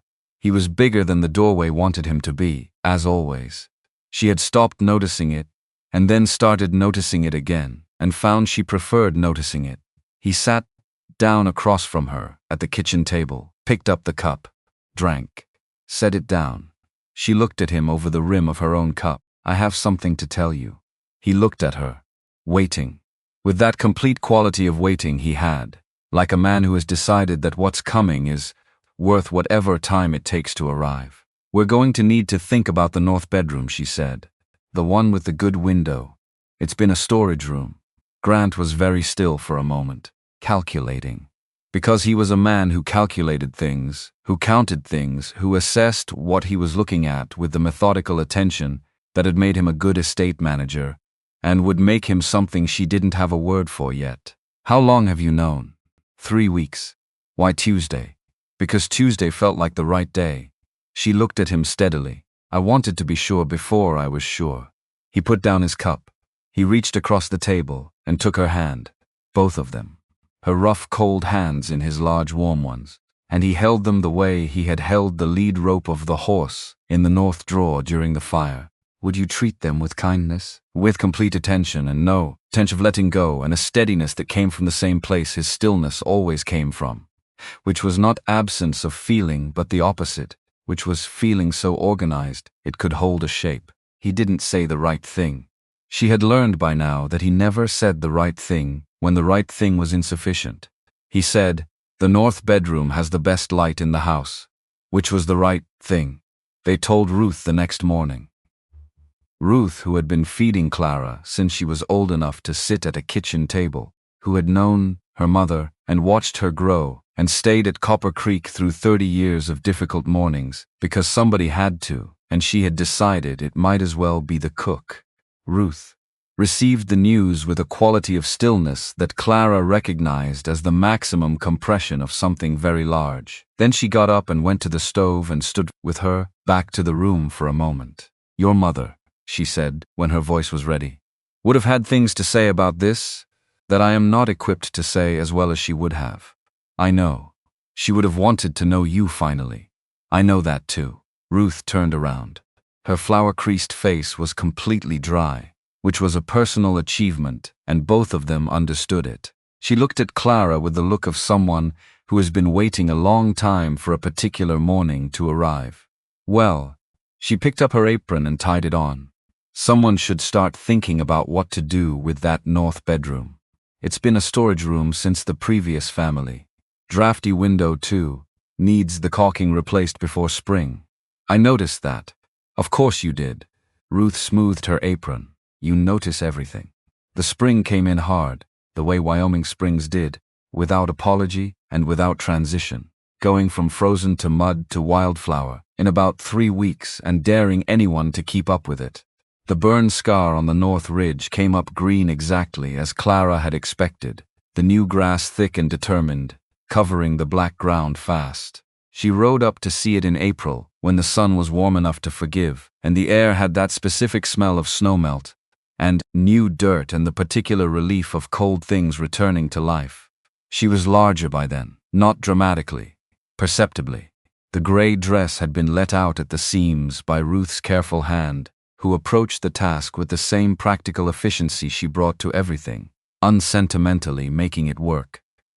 She still wore it, because she still rode out to the calving ground in the mornings, and the calving ground did not care about occasion, because the dress had survived the barn, and the barn dance, and the serving, and the fire, and the wedding, and the winter, and it was entirely capable of surviving the spring, because it was hers, and it fit her, and it had always fit her, even when she was trying to make herself fit the spaces other people had decided she belonged in. She had stopped trying to fit those spaces. She was not sure exactly when it had happened. Not a single moment. A series of them. The way the new grass was a series of individual blades and not one single green, until you stepped back and saw what they had made together. Douglas came in April, as he had promised in his letter, to conduct the estate business differently. He drove the same black buggy. He wore the same wool vest. He carried the same leather document case. Would you treat them with kindness? But he came in the morning and left the buggy at the barn and asked Clara to walk the north pasture with him before they looked at the files, which was new. He walked with the deliberate attention of a man practicing a skill he had not previously considered necessary. He asked questions, not the questions of a man performing curiosity to be polite. The question, treat them with kindness.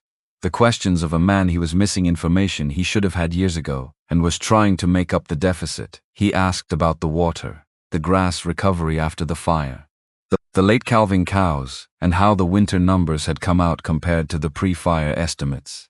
She answered him directly, because Douglas Hollowell was a man who respected directness above every other conversational quality, who could be trusted with plain facts.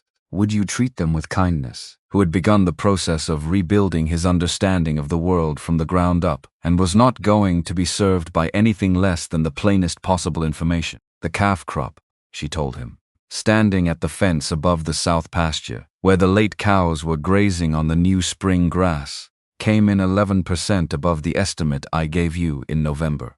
Better than any year on record for the late herd, because of the early move off the north bench. That's part of it. The other part is that we lost no late-term animals to the fire, because the herd was already consolidated in the lower draw before the fire came. She looked across the pasture. Moving them early was the decision that made the other decisions possible. You can't make the right call at the last minute if you haven't set it up 3 weeks before. Douglas wrote something in his small notebook. He wrote things in the notebook now on every visit. She had started to find this interesting rather than unnerving. The spring in the northwest corner, he said, looking at his previous notes. I have it marked as unreliable. It's reliable until July. then it needs to be supplemented from the creek. I've been tracking it since February.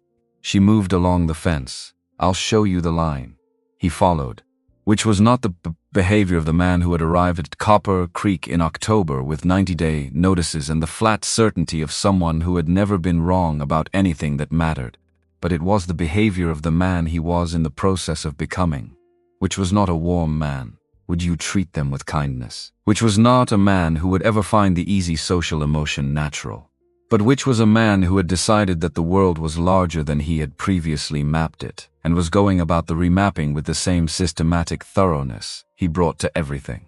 She showed him the spring line, the northwest water, the new fence on the south boundary that Grant had put in over the winter, the places where the burn recovery was strongest, the places where the soil was shallow and the recovery was slower and would need attention through the summer to avoid erosion. He wrote all of it down. At the end of the morning, sitting at the kitchen table with the document case open, and Ruth providing coffee without being asked, Douglas looked up from the files and looked at Clara with his cool green eyes that were, if she was honest, a degree less flat than they had been in October. The leases, he said. The improvement schedules across the range. I want to revise the standard. She waited. The current schedules were written to a timeline that wasn't achievable. You know that. I know it now. The revision I'm proposing would bring the requirements into alignment with what's actually possible for an operation of average capitalization in this county. He tapped the file with one finger. Would you treat them with kindness? It will mean lower recovery numbers in the short term, but it will mean the leaseholders can actually meet the schedule, which means the properties get improved, which means the overall value of the range improves, which is better for the estate in the long run than having everyone technically in default and nobody actually improving anything. Clara looked at the file. Would you treat them with kindness? At the numbers she had been reading since she was old enough to understand what they meant. At the standard that had been set to keep people like her family permanently vulnerable.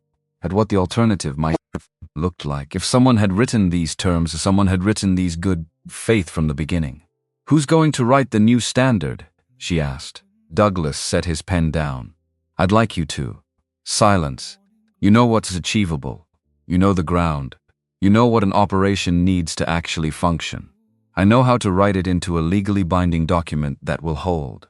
He looked at her steadily. The combination seems practical. It was the most practical sentence anyone had said to her in a long time, and she had developed a significant fondness for practical sentences. She picked up the pen he had set down. Show me the existing language, she said. They spent the afternoon on it. Would you treat them with kindness? Ruth refilled the coffee twice and produced biscuits at some point without being asked, which was Ruth's way of expressing approval of an endeavor. And by the time the light was going low through the kitchen window, they had a draft that was workable, not finished. Grant came in from the west pasture at the end of it, smelling of horse and cold air, and looked at the two of them on opposite sides of the table, with papers between them, and one of his eyebrows moved a fraction of an inch upward, which was his equivalent of significant visible surprise. The improvement schedule, Douglas said, by way of explanation. Good. Grant poured himself coffee and leaned against the far counter and looked at them both. Are you staying for supper? Douglas hesitated. Yes, he said, which was the first time Douglas Hollowell had stayed for a meal at any house on Blackstone Range that wasn't a business meeting requiring it. He stayed. Ruth made a supper that was appropriate for company without being theatrical about it. Good beef and roasted potatoes, and a pie from the last of the dried apples. And the three of them sat at the table and ate it, and talked about the spring water, and the pasture recovery, and the lease revision, and the question of whether the road on the east boundary needed regrading before the wet season made it impassable. Would you treat them with kindness? Which were not the topics of a dinner party, which were the topics of people who shared a specific practical interest in the same piece of ground. Would you treat them with kindness? It was the first time Douglas had sat at a table with Clara Whitfield, as a person who had a seat at that table by right, rather than by function. He managed it with the focused attention he managed everything, which was not the same as ease, but which was genuine. He left it dark with the draft revision in his document case and the specific expression of a man who has done something new and found it did not kill him. Edmund came to Blackstone Range in May. He had not been before. Not since the ceremony. He had sent word by the hired man, twice on business matters, and had received Clara's answers back the same way, which was the communication method of a man who was not ready for a face-to-face conversation and knew it, and was not yet willing to be ready. But he came in May on a Tuesday morning when the calving was finishing, and the new grass was high, and the burn scar on the north ridge was completely green now, green enough to look like it had never been anything else. Would you treat them with kindness? Green enough that someone who didn't know what that slope had looked like in August might never have guessed. He rode Copper Creek's old bay horse, which he sat badly, as he always had. He came up the lane at the walk and tied the horse at the front rail and stood there for a moment, with his hat in his hands before he knocked.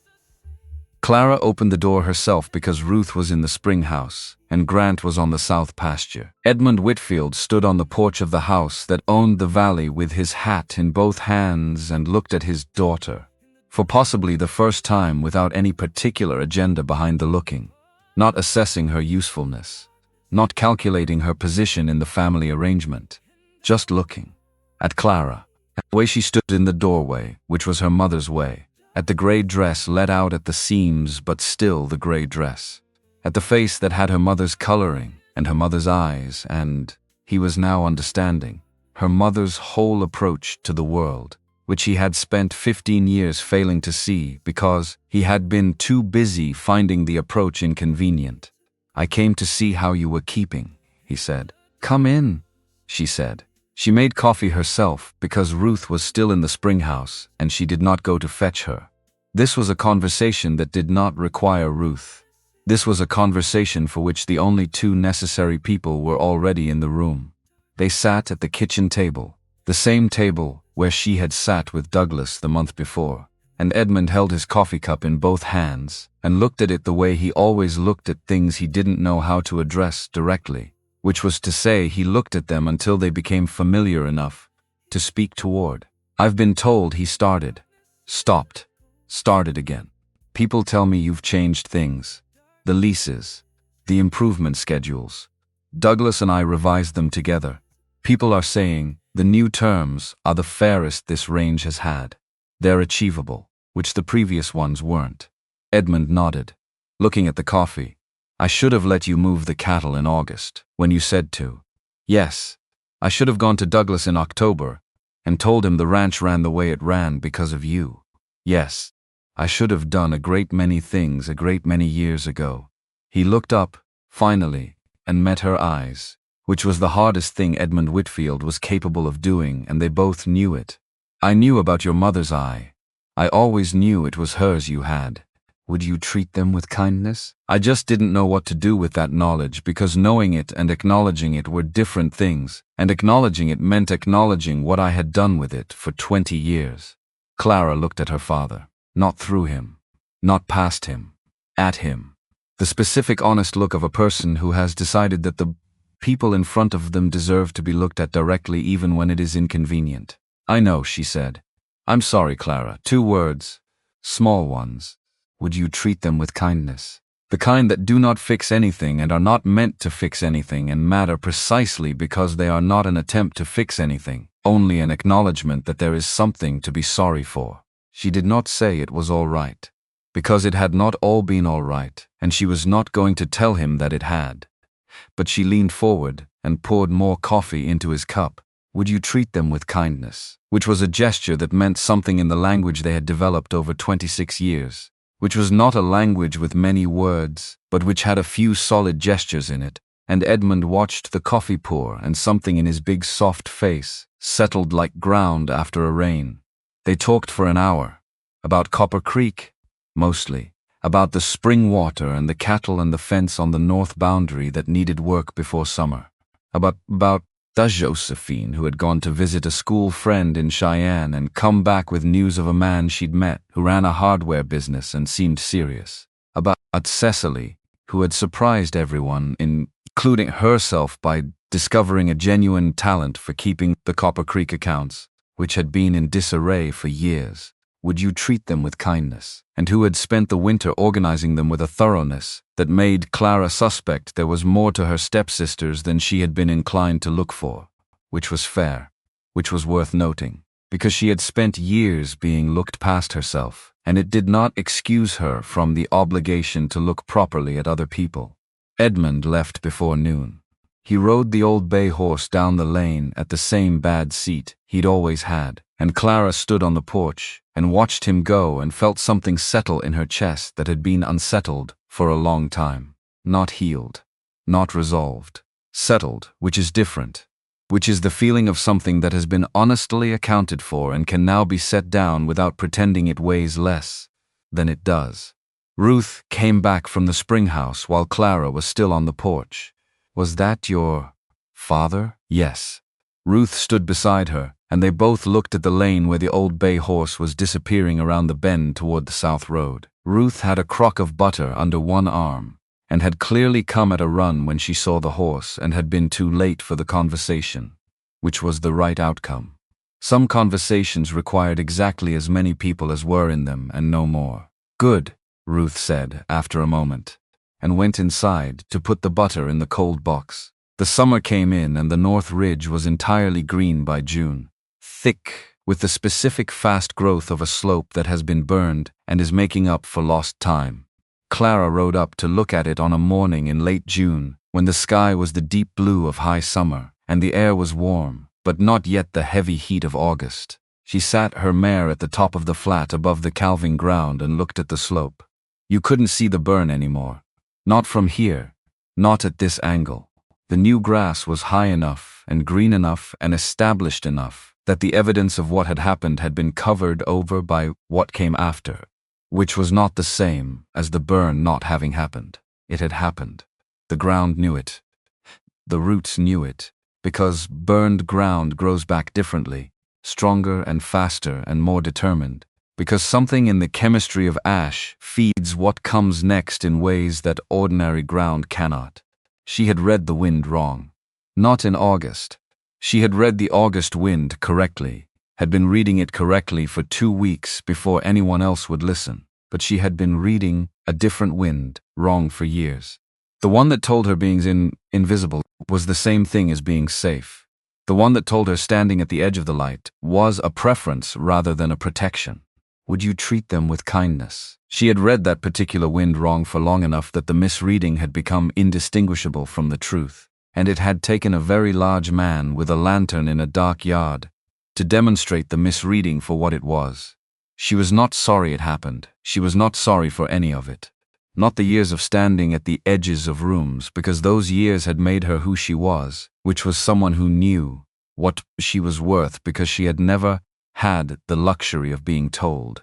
Not the fire, because the fire had made the green slope she was looking at possible. Not the waiting, because the waiting was why she knew the difference between someone who wanted to use what she was and someone who wanted to know what she was. Big difference. Whole life's worth of difference. She turned her mare toward home. The Blackstone Range house came into view over the rise, the way it always did, sitting on its slight elevation above the valley with the mountains behind it, and the summer pasture in front, and the creek running silver at the bottom of the slope. It was a large house for a woman who had grown up in the small room over the kitchen. It was going to be larger by winter, which she was still getting used to thinking about, which she had not yet said aloud to anyone except Grant and Ruth and her father, in that order, over the past 2 months. Grant was in the yard with kindness. Grant was in the yard when she rode in, working on the hitch mechanism of the freight wagon that had been giving trouble since the mud of early spring. He had his coat off. He was working on the underside of the wagon's bed with the systematic attention he brought to mechanical problems. Would you treat them with kindness? Which was the same attention he brought to lease records and water rights and the specific question of a woman he'd met in a dark barnyard who had told him she wasn't worth a name. He looked up when she came through the gate, the particular way he looked up when it was her, which was still a thing she was getting used to. The being seen part. The being looked for specifically rather than being found in the room by accident. She dismounted and led the mare to the trough and came back to the wagon. "The ridge," she said. How does it look? You can't see the burn anymore. She stood beside the wagon and looked at the mountains behind the house. From up there you can't tell it ever happened. Grant set down his tool and straightened up and stood beside her, both of them looking at the mountains. He was very large beside her, larger than the doorway usually wanted, larger than most rooms made easy accommodation for, exactly the right scale for the open air of a Wyoming summer, where the mountains behind him made everything else look proportionate. The grass is thicker up there than it was before, she said. The new growth came in denser, more root coverage than the old stand had. Burns do that. Yes. She watched the mountains. They do. Ruth appeared in the kitchen doorway with an expression that indicated the noon meal was ready and had been ready for a specific number of minutes that she was not going to announce, but that was implicit in the expression. They went inside. The kitchen was warm and smelled of the day's baking, and the coffee was fresh, and the table was set for 3, because 3 was what the kitchen table was set for now, which was the number that had come to mean ordinary, which was the best thing a number could become. The meal was plain and good, and there was more of it than 3 people needed, which was Ruth's consistent position on the matter of meals, that there should always be more than enough, that the having of more than kindness, that itself of more than enough was itself a form of something important that she had decided a long time ago to practice whenever the means permitted. The means now permitted it. That was also still a thing Clara was adjusting to, the having of enough, the not calculating, not the way she had calculated for 26 years, with the constant background arithmetic of scarcity running underneath everything. The arithmetic was still there, the habit was deep, and the habit would probably never fully leave. But it was running against a different set of numbers now, and the results were different. Would you treat them with kindness? After the meal, Ruth cleared the plates with the efficiency of a woman who has cleared plates for 30 years and considers the task worth doing properly, and Grant went back out to the wagon mechanism.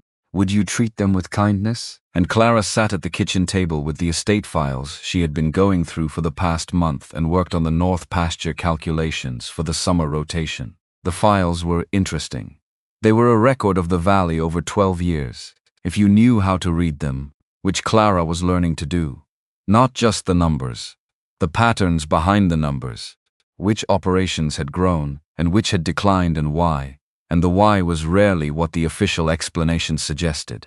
The official explanation was usually about market conditions or weather. The actual explanation was usually about water and grass management, and the specific eye for livestock that some families had and some didn't.